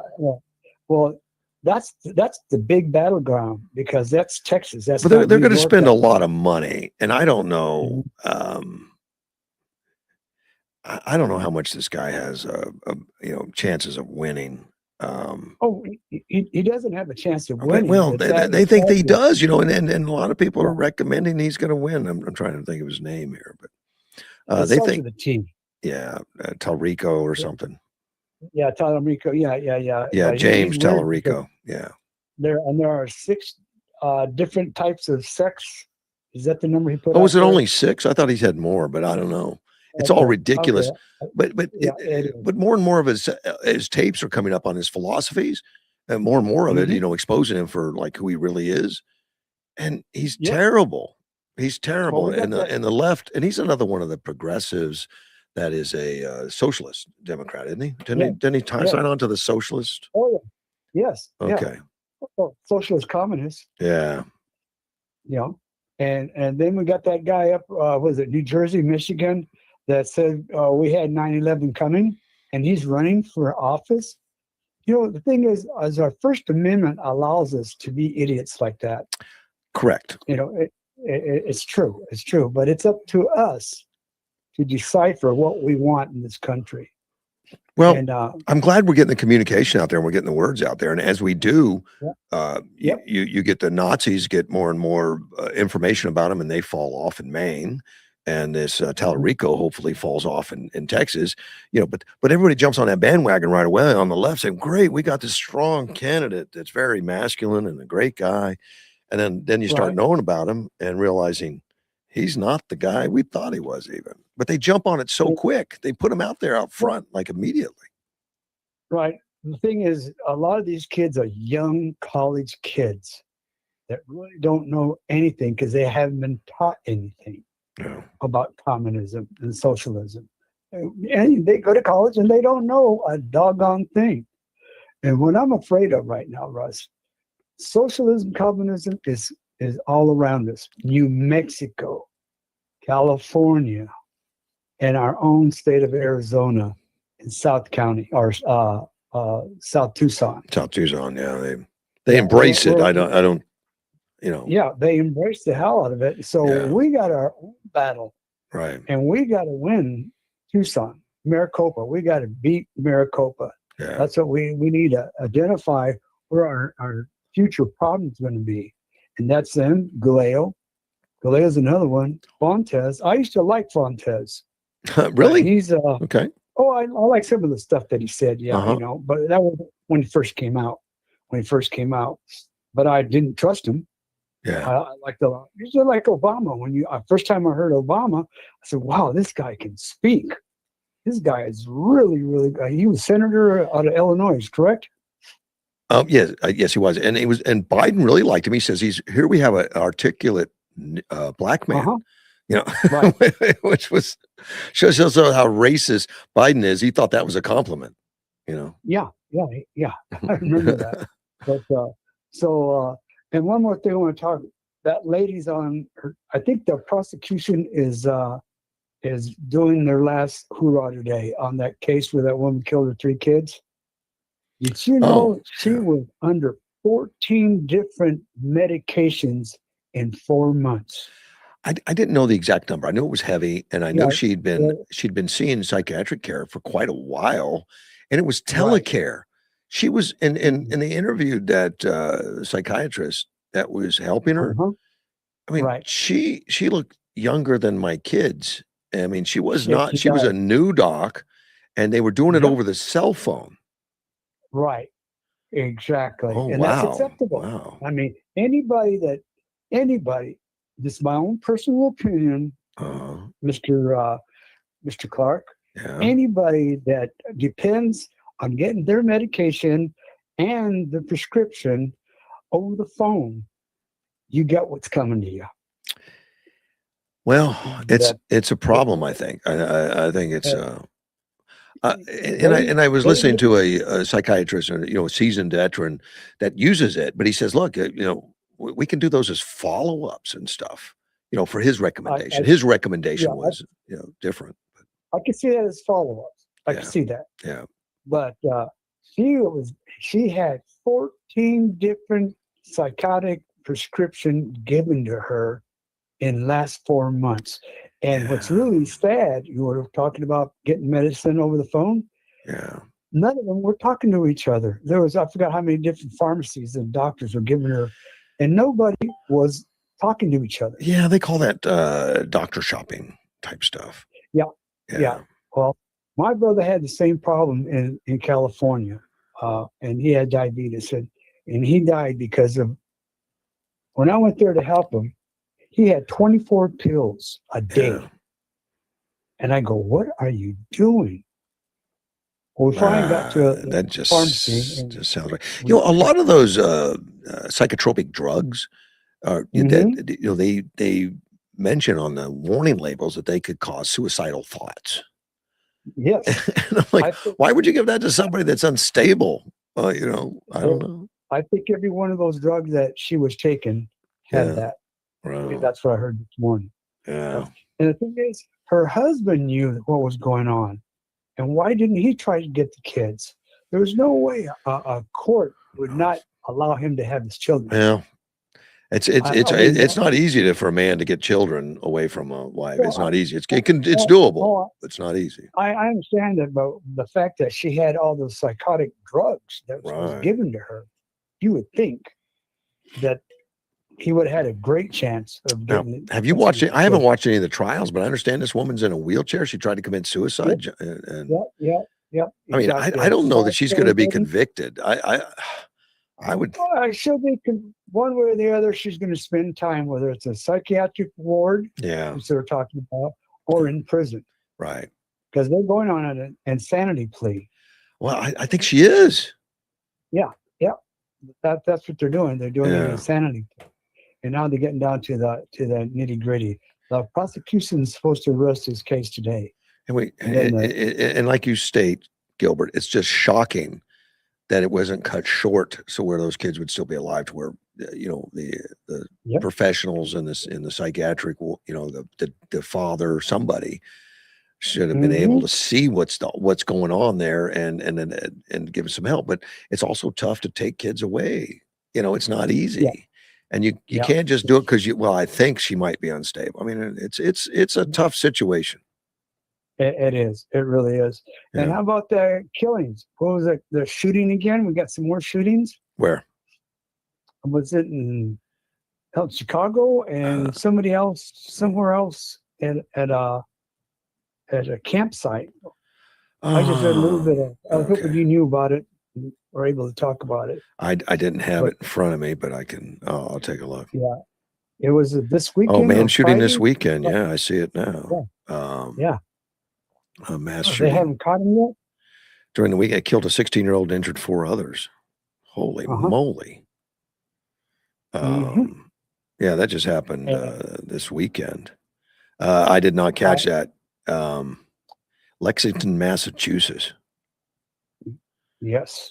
Yes. Well, I strongly believe in capital punishment. Well, I think a Well, lot of people do. It's a tough one in the United States because capital punishment usually involves 20 years of appeals. Yes, And we know what they call the due cost of this. process now. They call it due process to take 20 years in appeals. Yeah, I don't see if you're guilty beyond a shadow of a doubt, and Yeah. they proved it. Yeah, And that is the the level to be convicted is there's no doubt that and they get convicted, but that's still appeal. appeals, yeah. right. Anyway, I got to get back to my work outside. So you have a good one. Thank you, sir. I got till 10 o'clock to do my work. Oh, better get it done, man. It's going to get hot. Take care. It is 1:13. All right, buddy. Take care, man. Later. Bye-bye. As Mr. Gilbert. I did not pay attention to the shooting this morning when I was doing my work, getting ready for the show, but it's Massachusetts, an 18-year-old, Demetrius Griffin. They have him arrested for it anyway. Occurred in Charles Young Park on Saturday in Lexington. What says Lexington, Kentucky? Oh, I was saying Massachusetts. It was a mass shooting, not Massachusetts. It was Kentucky. Lexington, Kentucky. Charged with murder, assault, tampering with physical evidence. Killed a 16-year-old. And injured victims include a 4-year-old, a 14-year-old, a 39-year-old, and a 41-year-old. Horrible. I have an interesting comment here, too, from one of the listeners. It says Tallarico, which we just talked about, James Tallarico. Kind of weird guy, I think. The comment is Tallarico is studying at the Austin Presbyterian Theological Seminary to earn a master's degree in divinity. A man of God should be embraced by the GOP. Well, I think so. I think a man of God should be embraced, which is fine. I have no problem with that. I don't think they should vote him in, with that kind of record to be the next senator. I separate the two myself. So yes, and embrace a man that wants to go and go to divinity school. So I'm agreeing with the with the listener, but I fall short of supporting him in his bid to become a leader in the community, for political things. I don't think he'd be a good fit with some of his viewpoints, and particularly the socialist part. The socialist part of defund police, open up the borders. God is binary. I don't think he's a fit, particularly for someone like Texas. Maybe he'd be a fit for San Francisco. Don't know. Okay, same listener who when I see a message from him, I like listening. I mean, I like paying attention. I don't. I won't necessarily always agree, but he thought provoking. He said, just read what caused Southern Democrats to leave the Democratic Party was the Civil Rights Act. They left for the GOP because they approved of Barry Goldwater's opposition to it. Blacks left the GOP for the Democrat Party for the same reason. Ironically, Goldwater personally was for civil rights, but opposed it on constitutional grounds. I don't know the history on that one. I mean, I know the history of the Civil Rights Act a little bit, but I don't know where Goldwater's place was in it, or the people changing Democrats as Republicans, Republicans, Democrats. I can tell you that the Civil Rights Act was passed by Republicans. I know a lot of people don't understand that. Eisenhower tried to pass it twice and failed because of Democrats. And when it finally did pass, it was Republicans that the Democrat leadership went to say, because they couldn't get their own party to help pass, and there was a big majority of Democrats in the House and Senate at the time. But there was a filibuster going on. I think it was over 60 days. It's the longer filibuster on history to stop the Civil Rights Act by the Democrats to stop it, and it took a reaching out to the Republicans to get the filibuster stopped, so that they could pass the Civil Rights Act. And then the percentage of Republicans that voted for it were huge. And I don't even know if it was a majority of Democrats that voted for it. But that's how Civil Rights Act finally got passed, was the Republican Party. And yeah, it was a tough one. A tough one for the country.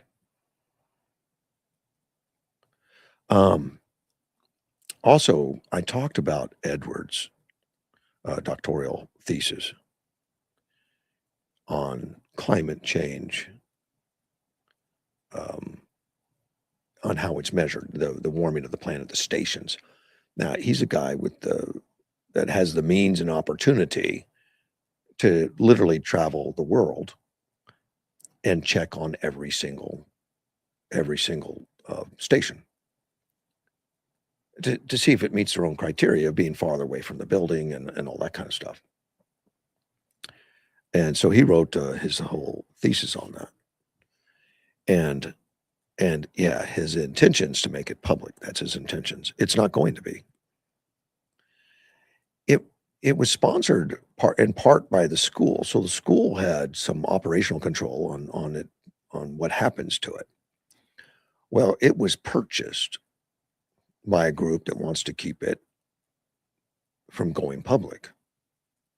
So I can't get a copy of it even. I mean, it's not available to me. But I can tell you some things he said about it. And I forget how many it was. It's like 1,500 different stations across the globe. And I'm talking South Pole, North Pole, every country, everywhere. And he's got pictures of all of them. And many of them just don't even come close to meeting the requirements, which is away from buildings and parking lots and all that kind of stuff. And a lot of them are just near areas that produce heat, which is giving false records. And so it was purchased. I mean, like by $50 million or so, some huge sum, which he was able to help. I mean, he was able to put a price on it, on what he thought it was worth, and they paid him for it. Not that he cares about that. I mean, he's financially secure. He doesn't need that. But and he wouldn't have taken it if it was all strictly up to him. The college actually helped force the sale because they want to leave that open. So we're not going to get it. We have his knowledge, I guess. His kids were involved in the thing. The 13-year-old, 16-year-old were involved. A lot of their pictures on it, and I've never seen a picture. I've never seen it. It was not released to me in any way. I don't have it. But I talked to him about, and I think some of it was on air, about his outrage about some of the things were way off, like by 4 or 5 degrees. He knows that because he had SpaceX, I think it was SpaceX or Tesla, one of the two of them, through Elon Musk, put their own stations up, properly in same, near the same location, and get readings that were vastly different because they were away from building, away from asphalt. So he thought the whole system was flawed by quite a bit. And he's got the statistics in the report, which I don't read, and I don't remember exactly what he told me about the variables that it changed. So yeah, there was a big problem. Well, we've known about it. I mean, there's been pictures, people that have sent pictures out there before of some of these sites that are ridiculous, near air conditioners and stuff. Um, and that was his article in Montana. I don't know that I finished that, but in Montana, they're warning about the heat map, that there's hidden problems, and they sent people up there to investigate temperatures in Montana, on the neighborhoods and how it changes, near neighborhoods and green spaces and everything. But they put the testing equipment is glued to the windshield of a car. Do you know what's below the windshield of a car? A motor. How can that be even taken seriously, that that's supposed to get real temperatures? His comment was, this violates the NOAA design for collecting temperature data. The car is made of steel and other metals. Even in the shade, metal collects heat. They knew the results before they started. Yeah. So we're being lied to every day. We just don't know by who and how much, which is unfortunate. But I don't, I would not believe anything that this report puts out. I mean, they put the pictures out of their collecting devices themselves. A picture of a car's windshield with this glued to it, and has a temperature unit probably 2 feet above the windshield, up in the air above the windshield. Which still, the heat radiating from that metal car and that engine and all that kind of stuff, is going to be within that radius. So I don't even want to read the report. He also put out or sent me a copy of a report that says Lake Powell hits record low, threatening key water, electrical. And I read that the other day, that, we're in danger not only of the water being rationed as it comes out, but if it reached what I think they call a dead pool, where it gets to the point where it no longer generates power, it gets to the low point where it's not going to turn the turbines anymore. That's going to put a lot of electricity off the grid that's normally on the grid. It's gonna cover a lot of that problems. So,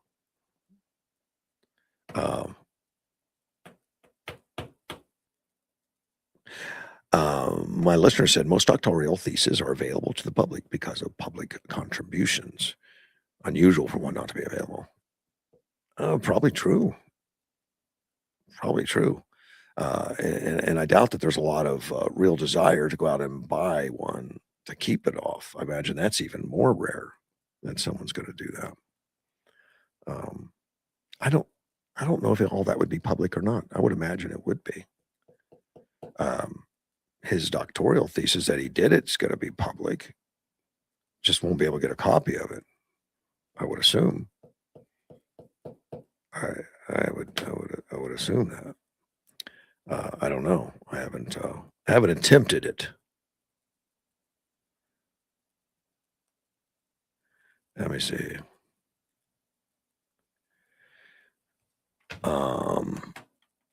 Todd Blanche.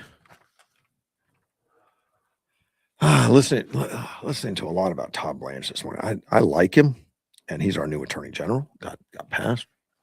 And something I was listening to this weekend about how it's connected to the SAVE Act and all that. And I don't know that I fully understand it, but I'm surprised that Attorney General Todd Blanche got confirmed, actually, because the left was very, very, very strong trying to stop him. And there was a few Republicans that felt that way also. So it's become hyper partisan. But Trump should get what he wants, with the exception of something that's horribly gone wrong.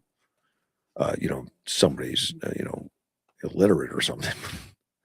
But the president should get it, and that's why you see a lot of Republicans that have voted in Merrick Garland. A lot of them did, because as much as you might disagree with Merrick Garland, that was their choice of the president at the time. Even though Merrick Garland, I think, was horrible. Well, Todd Blanche doesn't get the same grace from the Democrats. He wasn't at all. In fact, the Republicans that voted in Merrick Garland were opposing Todd Blanche.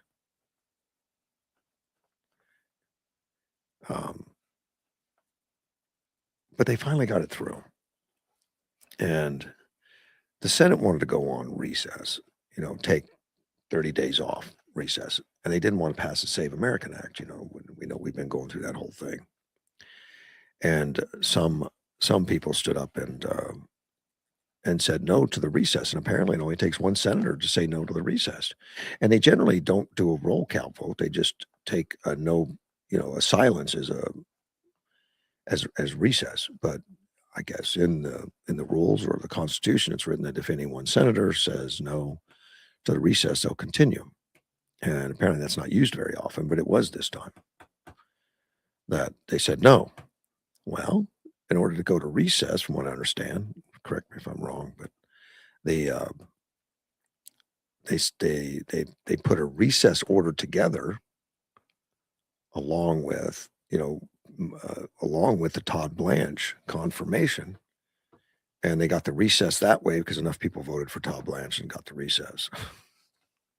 If that's the way it worked, and I don't know the exact mechanics and how that all works, but that's how we still don't have the Save America Act passed, and we got the Senate on break without something critical like making sure that we have voter ID, which we know has been abused, that we don't have it. Well, I just throw that as a side, and this article really talks about the independence pledge that the NBC asked for.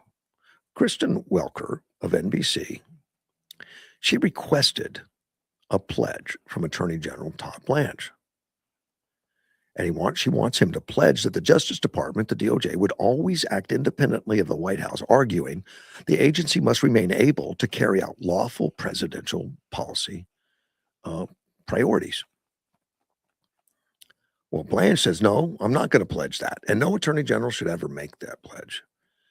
Well, good for Blanche, but Kristen, I mean, she's been around for a while. I don't remember her ever asking that of Merrick Garland or anybody on the Democrat side, which we know she wouldn't, but she has to do, you be independent. Because there's all this, no kings thing that think, well, Trump runs everything, he's the king and all that kind of stuff. But Blanche says, he says, if President Trump says, I want the Department of Justice to go after every violent criminal in this country, which is what he has said, what you're saying to me is I should say, no, sir, I'm not going to do it. And according to the Justice Manual, which I didn't even know they had one, but apparently they do, the department's own rules draw the distinction Blanche described. They permit coordination between the White House and DOJ on policy matters unrelated to pending cases, while limiting contact about cases to senior officials to protect enforcement decisions from partisan or improper influences. And that sounds perfectly sensible, not individual cases. Of course, we know that the Biden administration allegedly pierced that by allowing the Mar-a-Lago raid, specifically allowing the Mar-a-Lago raid and the coordination with the White House and all that to do that. And I'll get into that, but Blanche mentions it even. Senator Chris Coons, a Democrat out of Delaware, asked if the Justice Department was independent from the White House during the confirmation hearing in July. Blanche says the Department of Justice, every single department in the executive branch, is part of the executive. That's exactly right. Department of Justice, like every single department of the executive branch, is part of the executive. That's why they have to get confirmation. As the president chooses him, he's part of the cabinet. He's the attorney general. And again, they ask these things very partisan because he's a Democrat. Chris Coons out of Delaware is a Democrat, and asking this about being separate, whether the Justice Department was independent from the White House. Well, no, it's not. It never has been. The attorney general actually does meet with the president. The president appoints them if it's confirmed. Justice Department pointed out that, this comes from Emily Covington, director of DOJ's Office on Public Affairs, and about the question about Welker's exchange with Blanche on NBC News. He says, DOJ is part of the executive branch. Are you suggesting that the focus of the department should not align with the policy goals of the president, who was elected by the American people, elected because the people voted for the priorities of that president? Welker, after Blanche's explanation, the NBC host, asked whether he would comply if Trump directed him to cross an ethical or legal line. That's an interesting question. You're going to ask the attorney general if they asked you to cross an ethical or legal line, would you do it? I don't know if that's a trap question or if it's just a stupid question. I don't know. But Todd Blanche just rejected the whole premise of the thing. He says he never has, he never will. I swore to the Constitution of the United States, like every cabinet secretary has done, and like every attorney general before me has done. Which is the best answer ever, actually. That's wonderful. DOJ also jumped in and said that Blanche had addressed the issue publicly and raised the Biden era investigation into classified records at Mar-a-Lago. That's where the Mar-a-Lago comes up. He says, look, he said the AG has addressed this at length publicly.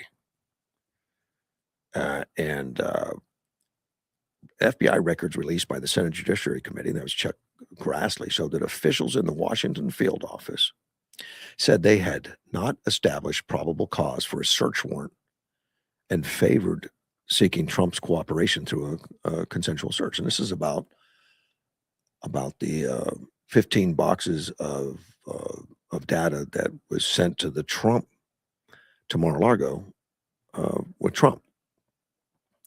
And they said we have no probable cause, and they said we'll be seeking cooperation for a consensual search. The counterintelligence and export control section maintained that probable cause existed and pressed forward with the warrant. A federal magistrate approved the warrant before the August of 2022 search. A separate May 22 FBI communication, months before, showed coordination amongst the DOJ, the White House counsel's office, the National Archives during the classified records investigation, which is not supposed to happen.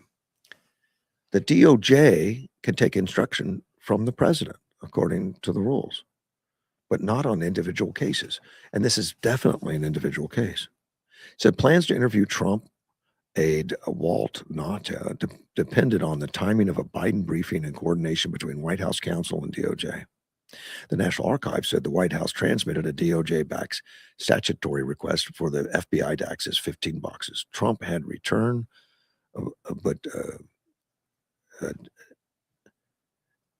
disguised that process from the later data search and said NARA had no prior knowledge or involvement in it, which just wasn't true. National Archives did. So I'm glad they're pointing that out, looking at it. Blanche's confirmation, by the way, some Senate Republicans said no. Susan Collins and Lisa Murkowski, two of them. Of course, expect that for some reason. And they demanded, in order to confirm him, that Trump rescinds a $1.8 billion anti-weaponization fund and narrow IRS audit protections for Trump. And that was a deal that Trump had made independently with the IRS because, they unjustly went after him. And I guess Trump says, look, I'll let you off the hook if we do this weaponization fund to help people that can't afford the defense like I can. And that was put in, and Susan Collins and Lisa Murkowski said no. And then until that got changed, and then they ultimately joined the Senate Democrat in opposing his nomination because they weren't going to do it unless that happened. And Collins says, Mr. Blanche has taken several actions that have further eroded the department's independence. But I think Collins hasn't read, and this is Susan Collins, a Republican out of Maine, did not read that the independence is limited. I mean, it's independence on individual cases, but not independence on policy, which I think Blanche says he will, and I believe him that he doesn't get involved in that. Blanche says, I promise you I will lead the department with integrity. I promise you that I will focus on core mission which is to uphold the rule of law fairly and impartially. I think it was a great choice. I was surprised. I thought he might not make it. You know, there was so much opposition, just because it's partisan, and just because and when it's heavily partisan, you got 100% of Democrats that say no matter what. And we don't necessarily have that on the Republican side. We don't get 100% of Republicans that say no. We do get them to say no, unfortunately. The Democrats, and it hasn't always been like that. It's different.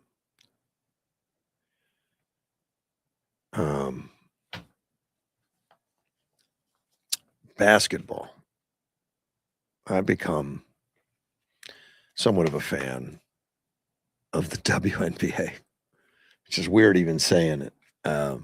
Never thought that would happen. I'm not much of a basketball fan in the first place, but you know, as far as watching a game, but I've become that, and I'll tell you why in a minute. Let me talk to Sandy first. Good morning, Sandy. Good morning. You explained that really well. Thanks. You'd be surprised at how many Americans, I'm guessing Democrats, don't understand the Constitution. Yeah. And then Susan Collins and Lisa Murkowski pretend to be dumb about the Constitution, but They act you explained dumb. it really well. There's 3 branches of government. Yeah. Executive branches enforces the law. The Attorney General is in the executive branch, and the boss of the executive branch is, in this case, President Trump. Yeah. And they want to act like it should be a totally separate, like, branch of government, I guess. Well, But I think, yeah, go ahead. there is some separation in that they cannot discuss particular cases or get involved in those, but it's just on policy. That the executive branch is on policy. Like, we're going to Well, go I after haven't criminals. even We're going to seen go that after. written. You know, they've got like a job description, and he gives the Attorney General offers advice to the president Correct. and to the department heads. I'll call them that. Apparently, there's a justice manual out there that really spells it out. Trump is his boss. Correct. And Oh, so yeah. he can say something to his Attorney General, and then his Attorney General can say either yay or nay. And he's already indicated Trump's not this evil guy that tries to do bad things. No. It's their side. We've seen it with Garland. We saw it with Obama and Comey and that bunch. Oh, yeah. Trump doesn't do that. Well, and the worst was Eric Holder working with Obama. Oh, right. yes. He was Obama's wingman. And that's the way he was described. He was the worst. Correct. Say again? I'm saying you're absolutely correct. That's exactly how they described him. And he helped on individual stuff, which they're not supposed to do. He's supposed to advise him on policy and direction and take direction from Trump if he says, and I think Blanche described that beautifully. Like, if he says to go after criminals, then that's what we're going to do.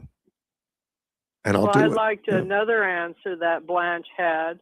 He said, "Are you trying to tell me that I shouldn't listen to the President of the United States?" Yeah, who was voted in, of right? the United States, who was elected by the American people. Right. You know, of course he's going to listen to him. Very smart answer. Oh yeah, he is. He's very smart. Yeah. He understands how everything's supposed to work, and but you can't believe how many people, simply because I said that, they want to say that Blanche lied and he's got to be put in jail for what? And he hasn't done anything illegally. You know, so I tried to explain the executive branch and explain, you know, I even copied from Google a description of the Attorney General's job.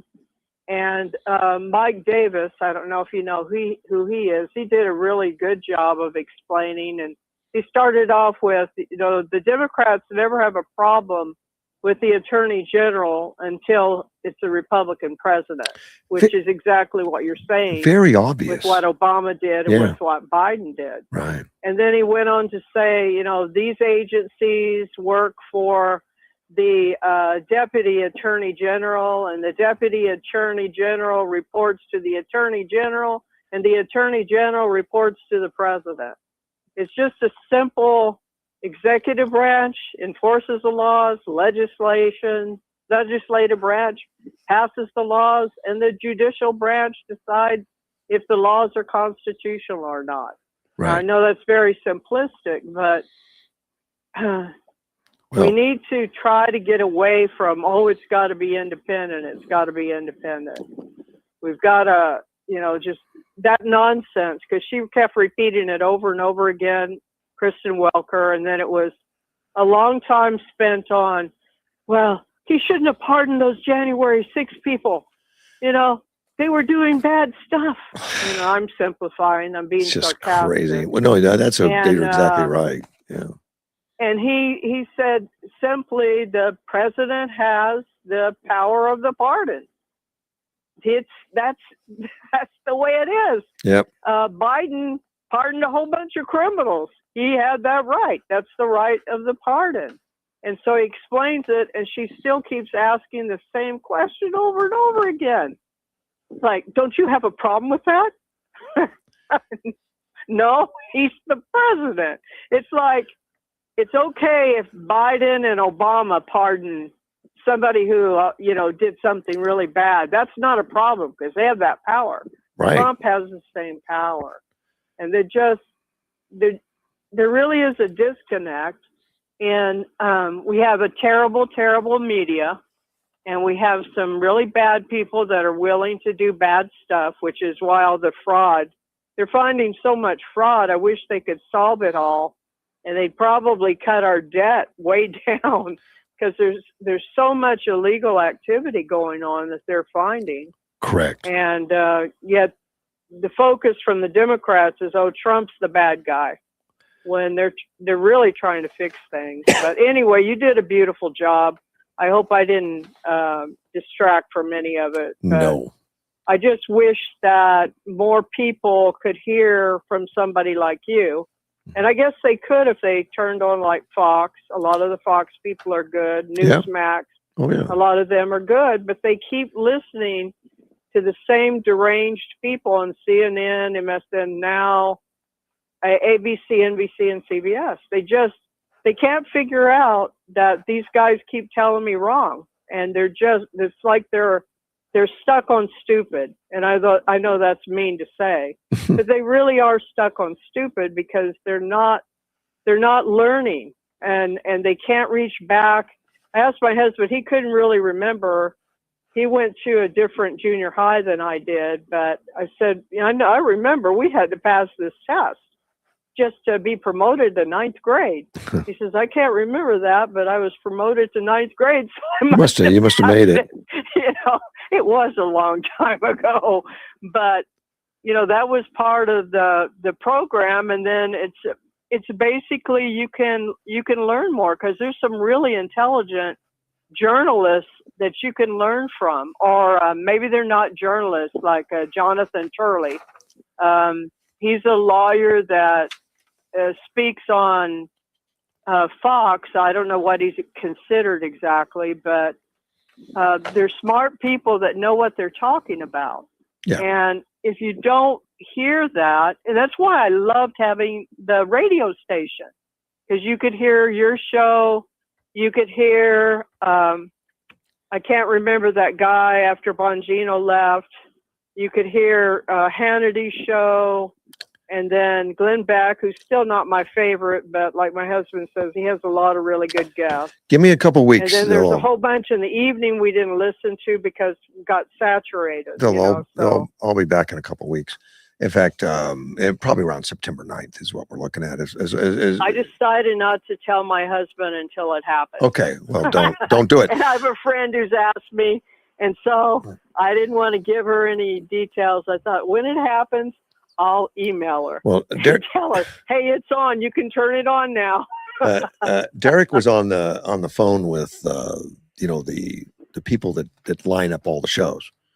There's organizations that do that, and they were discussing the morning show, the 6 o'clock hour that I do, and he says, well, I really recommend you go to Glenn Beck and play him live. It's best to play Glenn Beck live. And he says, well, no, we're going to do Russ Clark at 6 o'clock. He says, well, you could put Russ in later in the day and we find that's good and all that. And Derek stuck to, no, we're doing Russ Clark in the morning.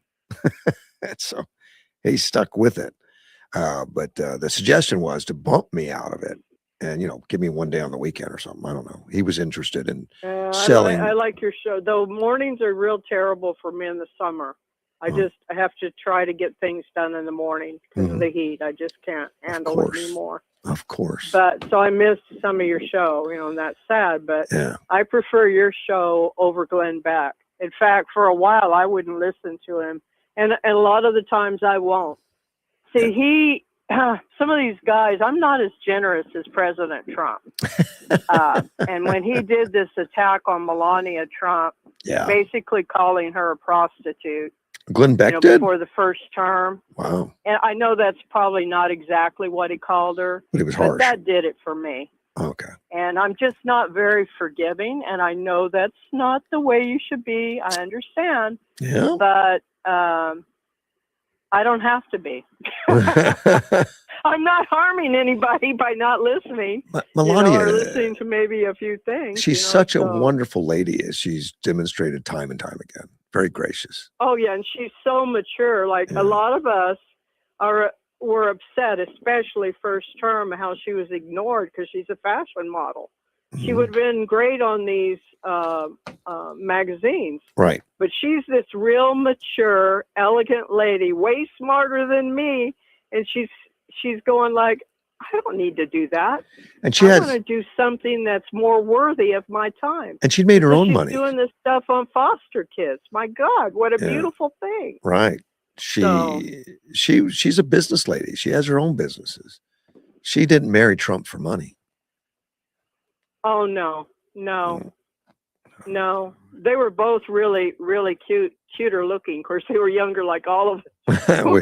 we were all younger one day, Sandy. We were all younger one day. Oh yeah, we were all. Hey, those pictures I didn't like when I was younger? God, I look beautiful. You want to rethink that? Okay. If I could just go back and say, hey, I looked really good. Why didn't everybody tell me that? I tell my family that, and I don't know what they think. They don't say they think you're speaking your mind. That's what they think. Oh, yeah, or they're saying, or they're just like ignoring. I don't know. It's funny. It's a funny thing, but it is true. It's like you go back and you go, what a waste of worry. And she's not like that. She's very, and I don't know about her business. It's probably some online fashion thing, stuff. And I just, and she's, I don't know. She's just very, very mature acting and elegant acting. And so the things that we were worried about were actually kind of stupid when you think about it, because we thought she was being disrespected. And she didn't see it that way. She felt like when all these people said, well, I'm not going to make dresses for her. I'm not going to dress her. Well, she just found somebody who would and did an excellent job and made money from it. But and I don't know if you remember that because you're a male. Of a course. lot of us women knew. They were saying, well, these fashion people or clothes designers, I'm not going to work for her, blah, blah, blah, blah, blah. Oh, I saw The Devil Wears Prada. Say again? I saw the movie The Devil Wears Prada. Oh, I haven't. Oh, okay. That's all about the fashion industry and the backstabbing. Yeah. They're probably pretty snooty. Well, and no. I don't think I've ever seen that. I saw an advertisement, something about one. I forgot what you said. Number 2. So I guess the sequel's coming out. Yeah, well, they're more like mobsters than just specs. They're dangerous. Yeah, it was a fun movie. It's more comedy. Not good. I had no idea. Yeah, you need to see it. Yeah. See, here's another thing I didn't know because fashion isn't my greatest forte. Mine either. Anyway. Take care. Anyway, you did a great job. Just Thank you, keep it up, and I appreciate it. I hope that in the programming, a lot of our conservative people are there because there's a serious need for education, and I don't know how many people are going to turn the channel on, but I know that there's some of us. I know in my family anyway, and we appreciate it. We really do. I don't know if the lineup has been So completely done yet, but it looks like it'll be a lot of the same with some new blood in there. Some of the newer people that have come to, they say, is a young Rush Limbaugh type well, kind there of are guy. some newer, younger conservatives. I don't Yeah. know if that's what you're talking about. I think so. But, I think so. And nothing's been signed yet, but that's the way it's leaning.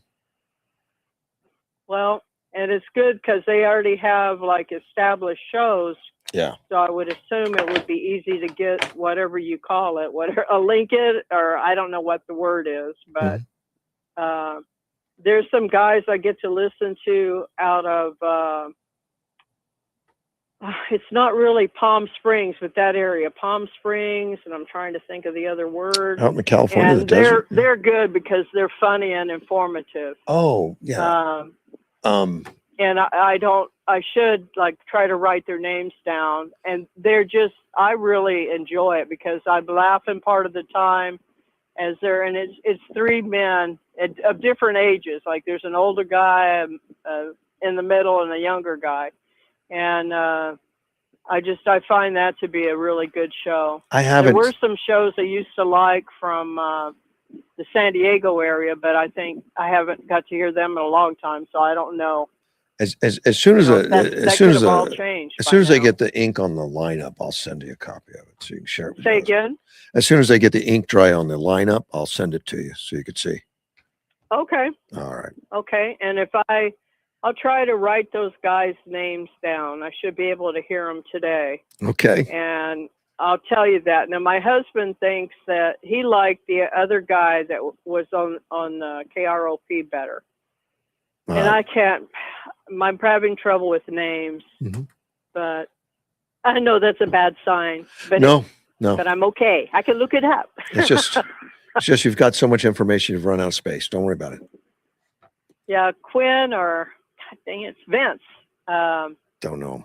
Anyway, it doesn't matter. I can look it up. Like I said, that's the only really great thing about the phone. If I can't remember something, like if I can go through like a whole definition of a word and I can't remember the word, I just put the definition in. Tell me what that word is. Well, that's where we need data centers. Without data centers, that wouldn't happen. And we need more of them. Well, I'll tell you, AI with questions I've been asking them, like for baking and other stuff. They're really good. They're so friendly, though. I'm going like, man, I know this is not a real person. Yeah, it's nicer than people. Thank for God sure. I'm old enough to know that, but I could see a kid being sucked in. Yeah. They're so friendly and nice, and I say thank you like they're a person, and I'm real nice to them. And but I'm pretty sure it's not a person. Thank you, man. Anyway, take care. Bye-bye. Have a great day. All right, Sandy. Bye. Of course, Sandy. Before I started talking about the WNBA a little bit, and some of the shenanigans going on in WNBA, it's been very interesting. It's been very exciting play. I just watched the Fever. Is all. I don't really know much of the league. I don't, but Fever's been the interest. That's been half the audience.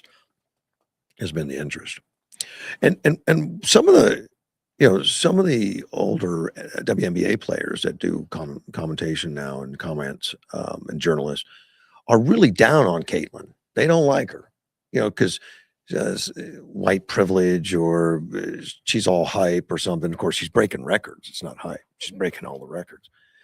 And everything, but it's funny that she's, because she's white, they don't like her, I think, and because, she's not gay, they don't like her, which has been really weird.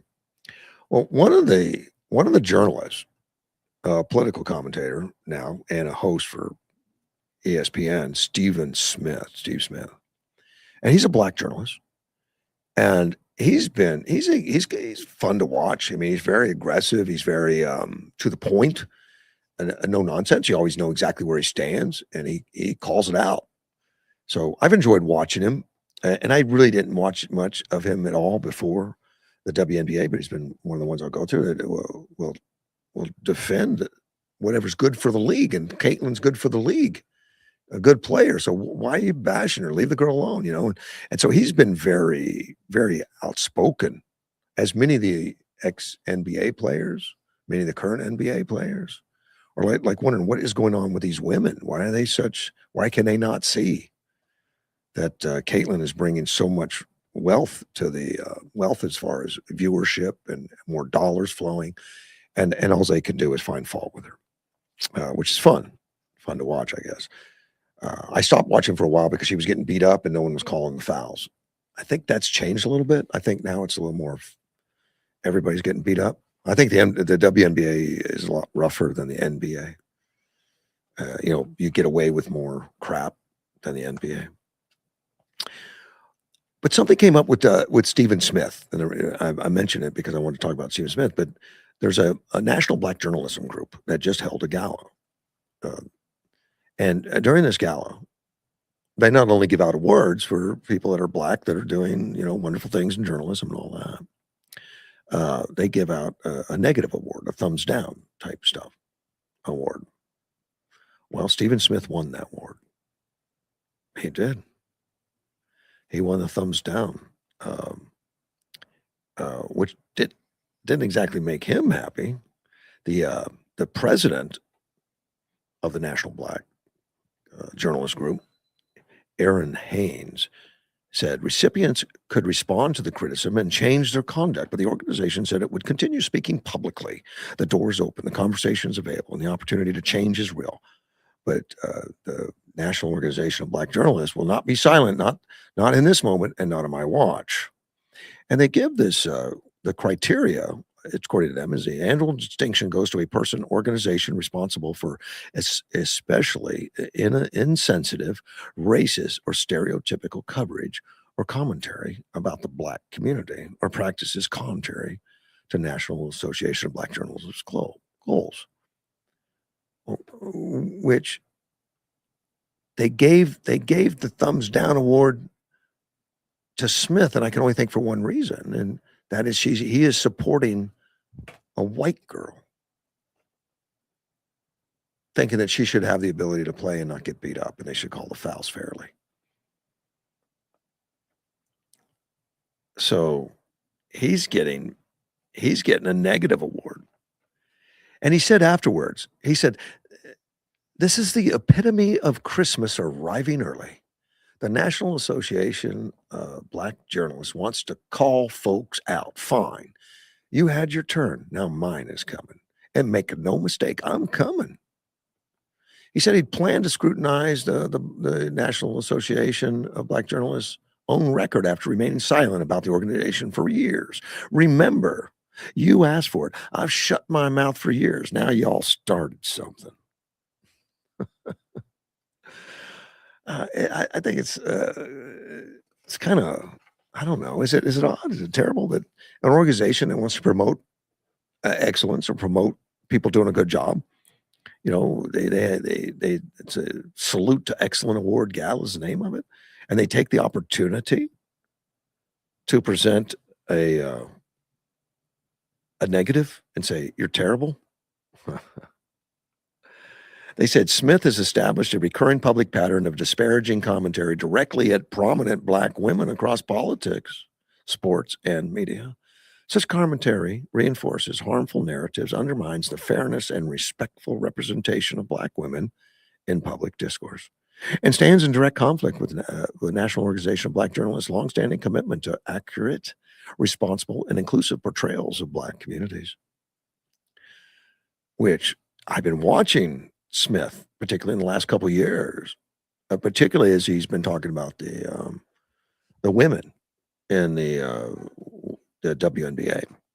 And yeah, if there's a player in there that is Black, which is like 80% of the WNBA is of color, women of color.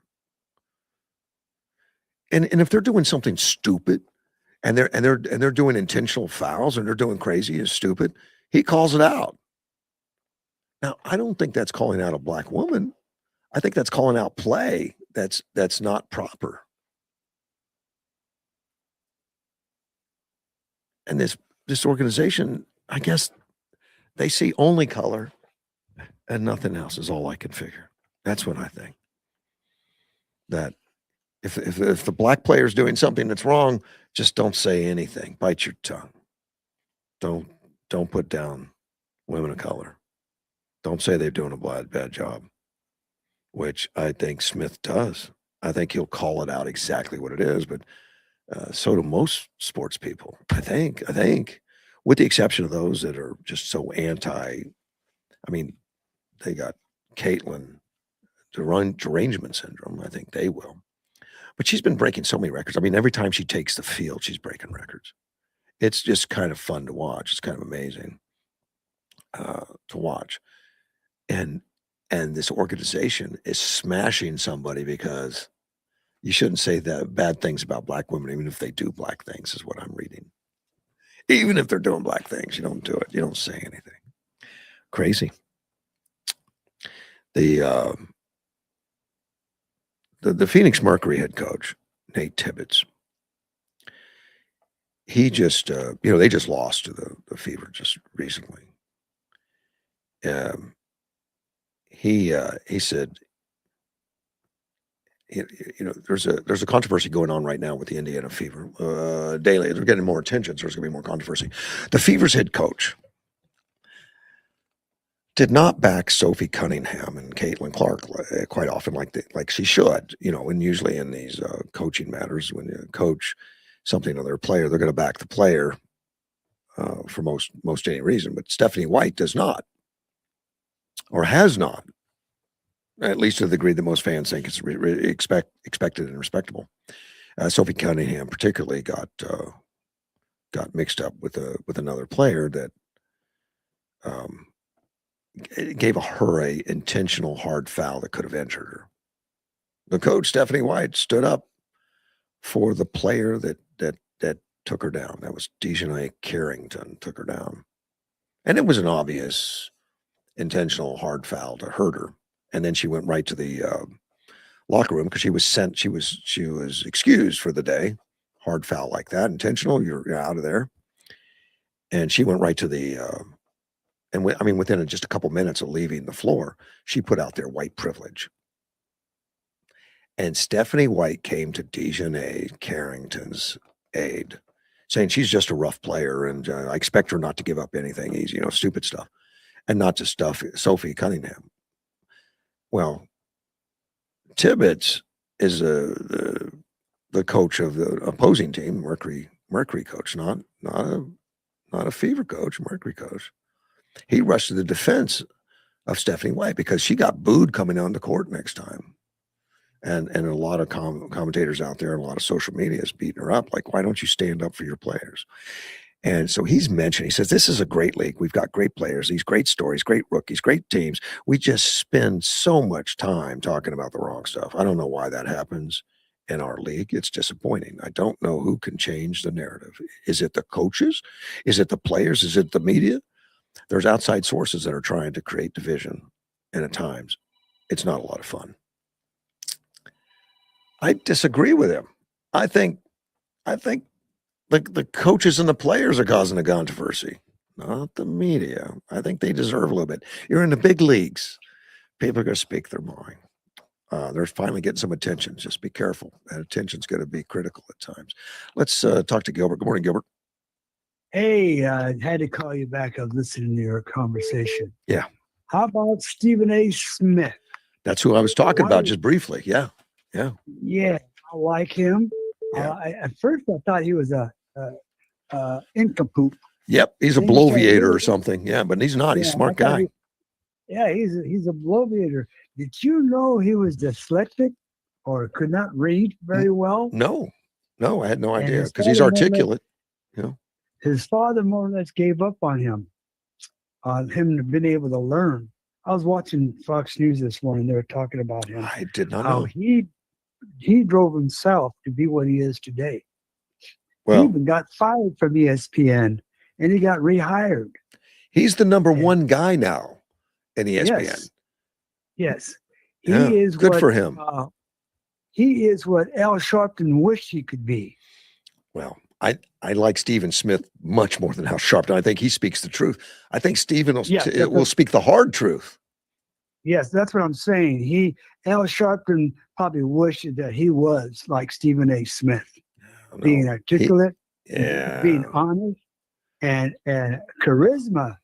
That man has charisma, He does. and I like it. He's telling it like it is, and I understand he's going to run.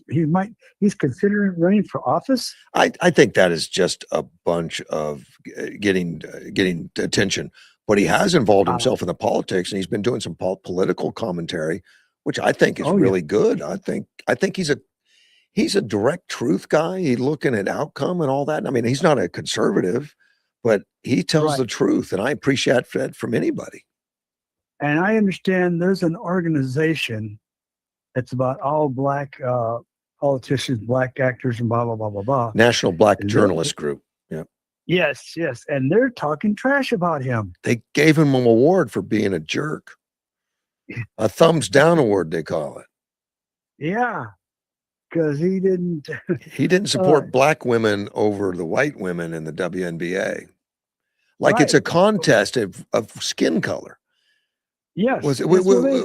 Smith's not going to do that. Smith's going to talk about play. You know, the bottom line, they just haven't, those people that are talking that way haven't realized you lost that card. Man. That card is depleted. That card is wrinkled. That card is null and void. And more people getting like Stephen A. Smith. Right. We're going to see a better America. We're going to see better sports. But I think the National Black Journalist made a mistake by going after him because he's like the most popular guy out there, and that goes across racial lines.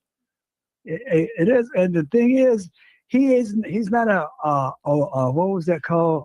Bomb thrower? Huh? No, Ebonics. Oh, Ebonics, no. Ebonics, yeah. No. He's not an Ebonics kind of guy. No, he's well spoken. Yeah, he's articulate and enunciates. Yes. And he's quick on the draw. Smart guy. The thing is, when he's quick on the draw, he's coming from experience, knowledge, and common sense. Yeah, he'll answer the question. I love it when anybody gets up to a microphone and walks away and you know what they said and what they meant. You don't have to figure like, what did he mean by that? You don't have to.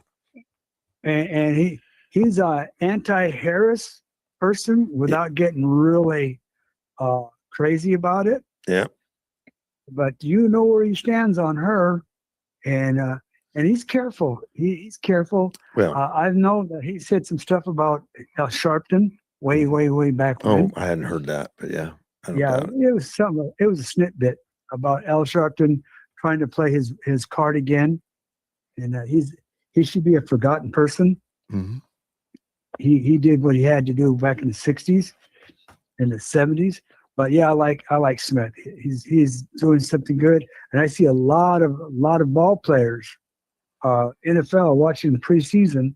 I saw a different attitude in playing. I'm not seeing a lot of that disrespect to the national anthem type movement or making that and respecting each other. Good.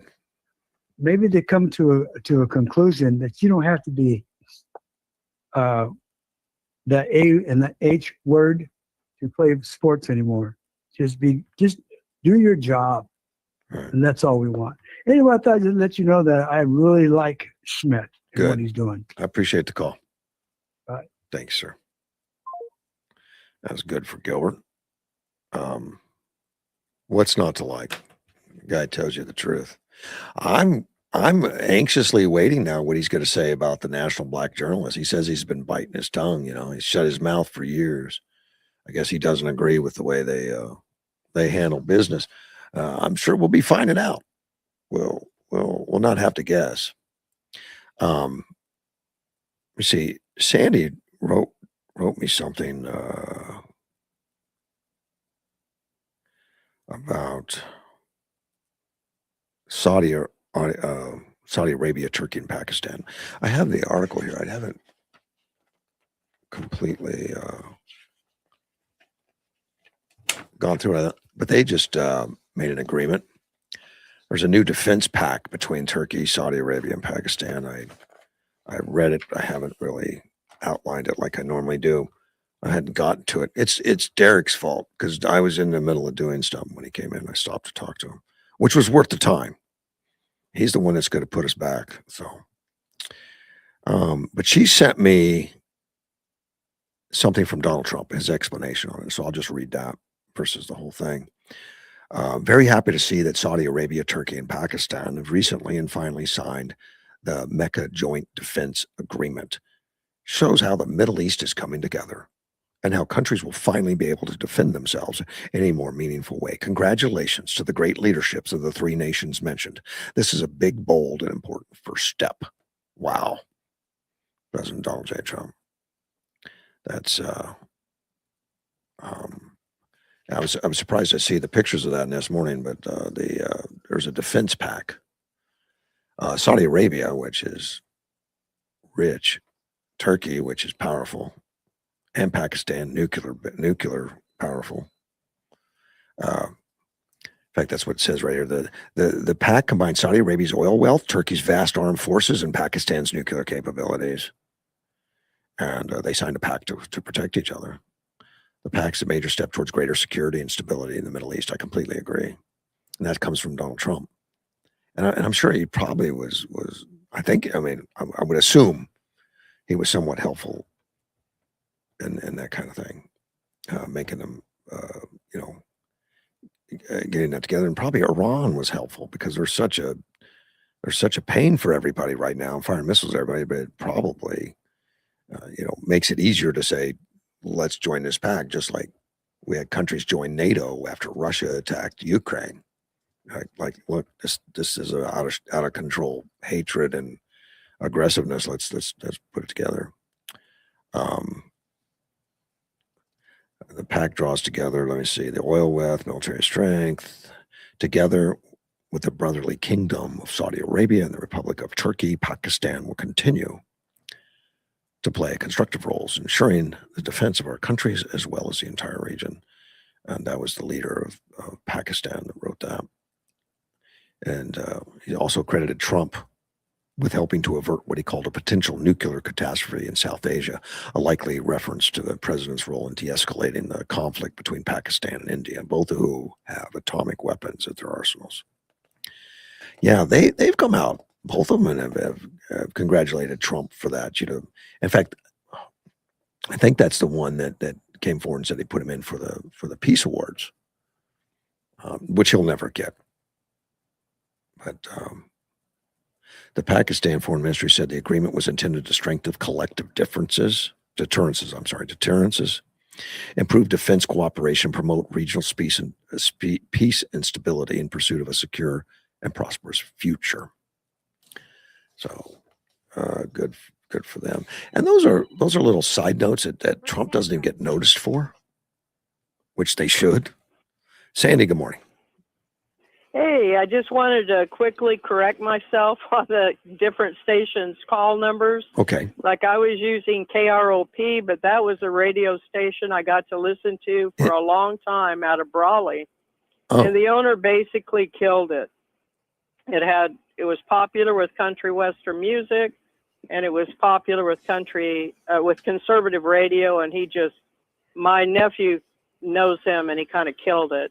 The one out of Coachella, Palm Springs, is K News, and the show I was, and I sent it to you, is Markley, Van Camp, and Robbins, and then Sean Hannity follows it. So I could listen to your podcast, and then I could listen to these guys sometimes, and I could get some of Hannity sometimes.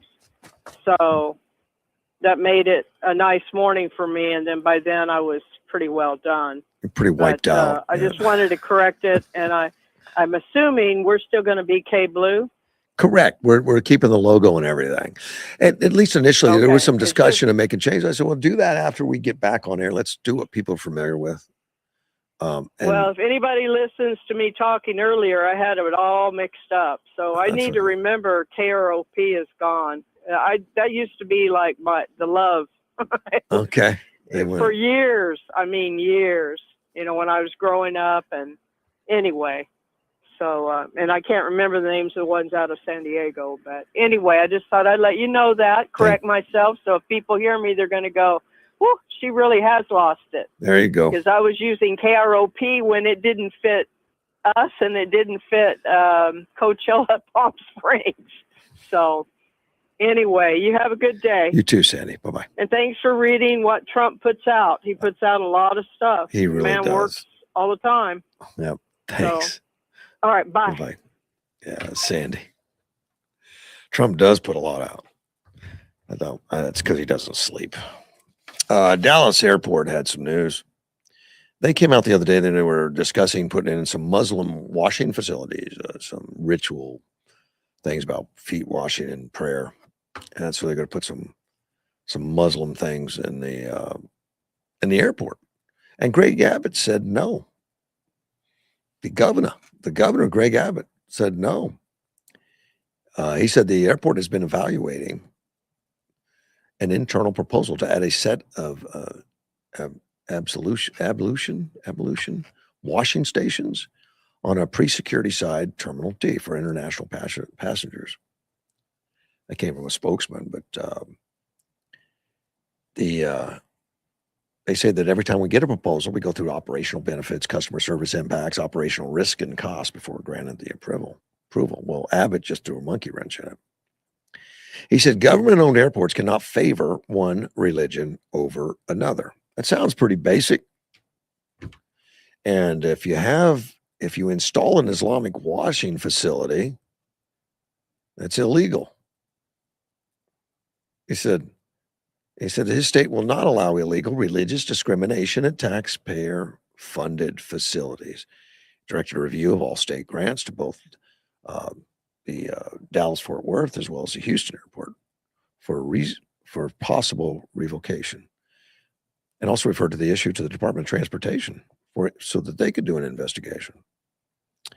And then he he sent the letter out. He linked it to the Transportation Secretary Sean Duffy, to CEO Christopher McLaughlin of the Fort Worth Airport, copies to Attorney General Todd Blanche, to the mayors of Dallas, Fort Worth, and Houston, and accelerated. I guess McLaughlin of Fort Worth accelerated its review due to elevated public interest this week, according to a spokesman.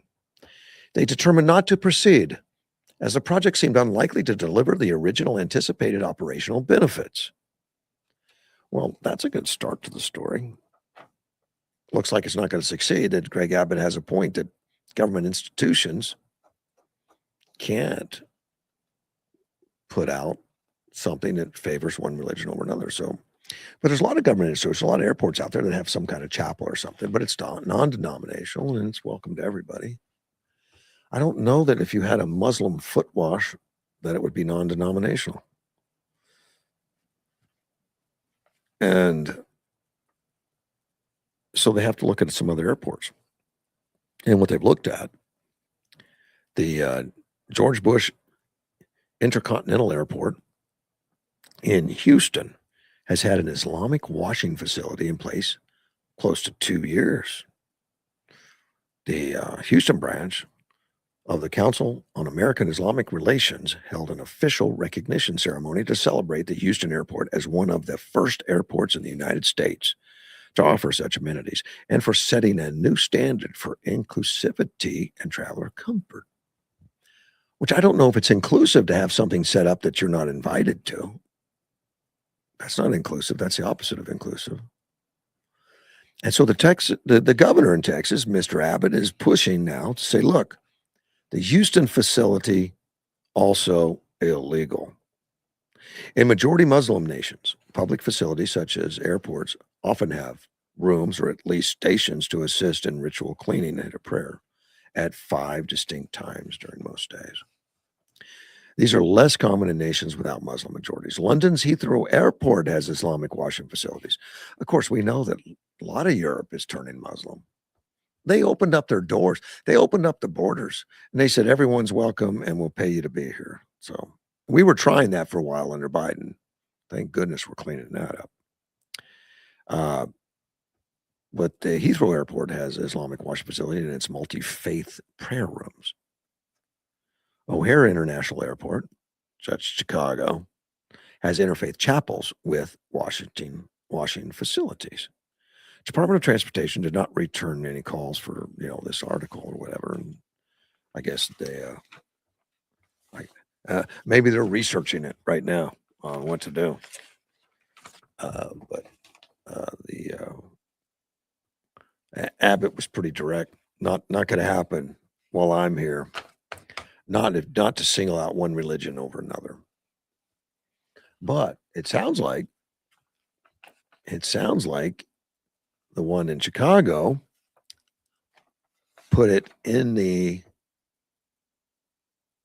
washing facility in the multi-faith prayer room. I don't know how that works.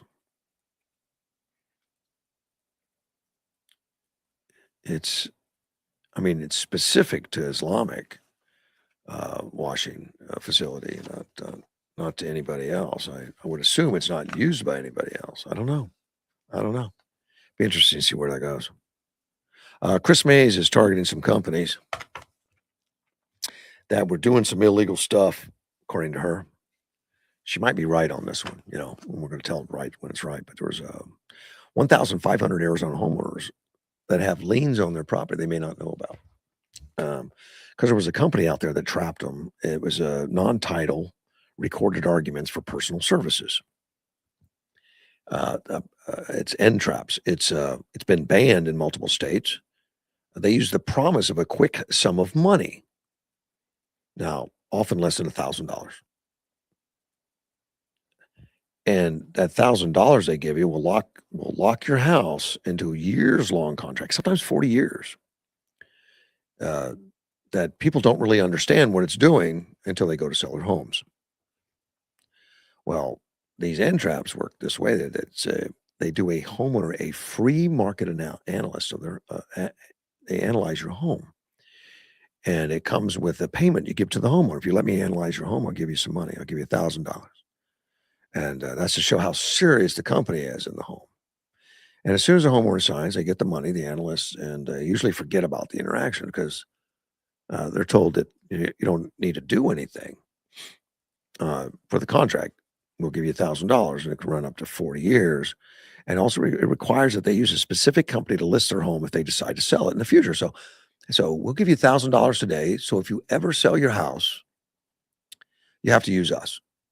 And a lot of people for $1,000 will say, okay. I mean, most people don't care who they use to sell their house anyway, right? You just want somebody to list it. Well, but if you don't do it, you have to pay the company 3% value of the home. In other words, if you decide to sell your house, you grab somebody else, you have to say them, pay them that. Well, apparently that's been illegal for a few reasons. They violate State Consumers Fraud Act. May says the MV Realty, that's the name of the company, MV Realty, misled homeowners about the true nature of the homeowner benefit program. Arizona homeowners who fell into the victim of MV Realty deceptive sales practices were trapped by the liens placed on their home. And that's what would happen. They put a lien on it, saying that you must sell it through us. And they stripped of their hard-earned equity. My office will not allow predatory companies to take advantage of the profit from Arizona homeowners by making false promises. Now, MV Realty homeowner benefit program, it's been aggressively pushed on Arizona homeowners with robocalls and telemarketing, those kind of things. Like, I'll just give you a free $1,000. The FCC was also going after MV Realty. Now they filed for bankruptcy in 23. Oh, because many states, there's been multiple investigations, multiple states, multiple AGs.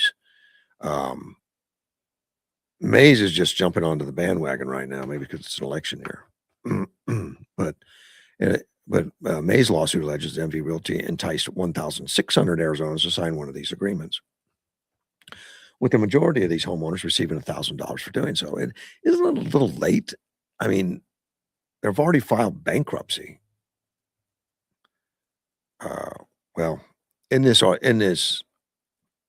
if this homeowner, whoever signs these agreement, if they had to sell their house through MV, the complaint argues that, in fact, the agreements specified that the homeowner had to sell their house through MTV Realty and pay their 6% of the sale price or 3% of what the company value of the home is at the time of signing, which I guess 6% is kind of a industry starting point. I don't know. It always ends up you paying 6%. But if a homeowner tried to terminate the contract early, the company would demand early termination fee equal to 3% of the value to terminate the contract, to say, look, that $1,000 we gave you, we were under contract, but you can buy me out for 3% of your house.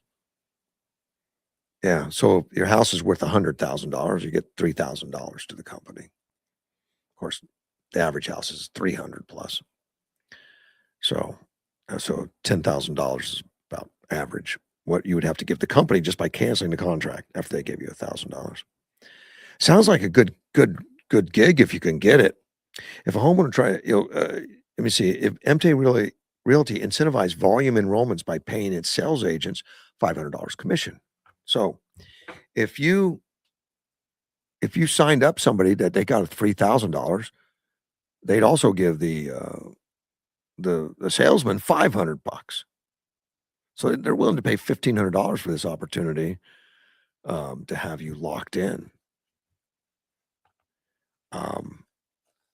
They would also not give you a copy of the contract until it was time to sign it.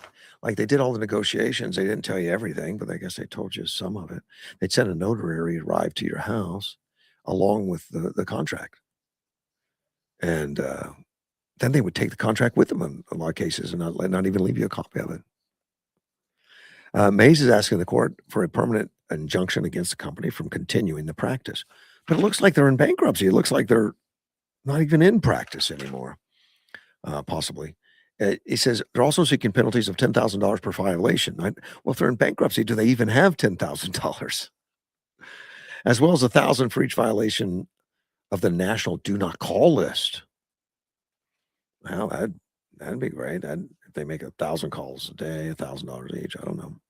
MTV's Realty license to operate in Arizona expired at the start of this year after the company decided not to renew it. They didn't renew it probably because they're out of business. So I don't know where this lawsuit's going for Chris, other than it politically looks good. And it's not the wrong thing to do. I'm not giving her a hard time on that. I support going after companies that are defrauding you and causing you problems and stuff. I don't know what good it does if they've been in bankruptcy for 3 years. I doubt that there's much money left. What there was there, I'm sure the lawyers all got it by now, if there is any money left. So I don't know if that loss. We're going to probably spend more money on that lawsuit than what's going to be paid out of what they'll ever actually retrieve.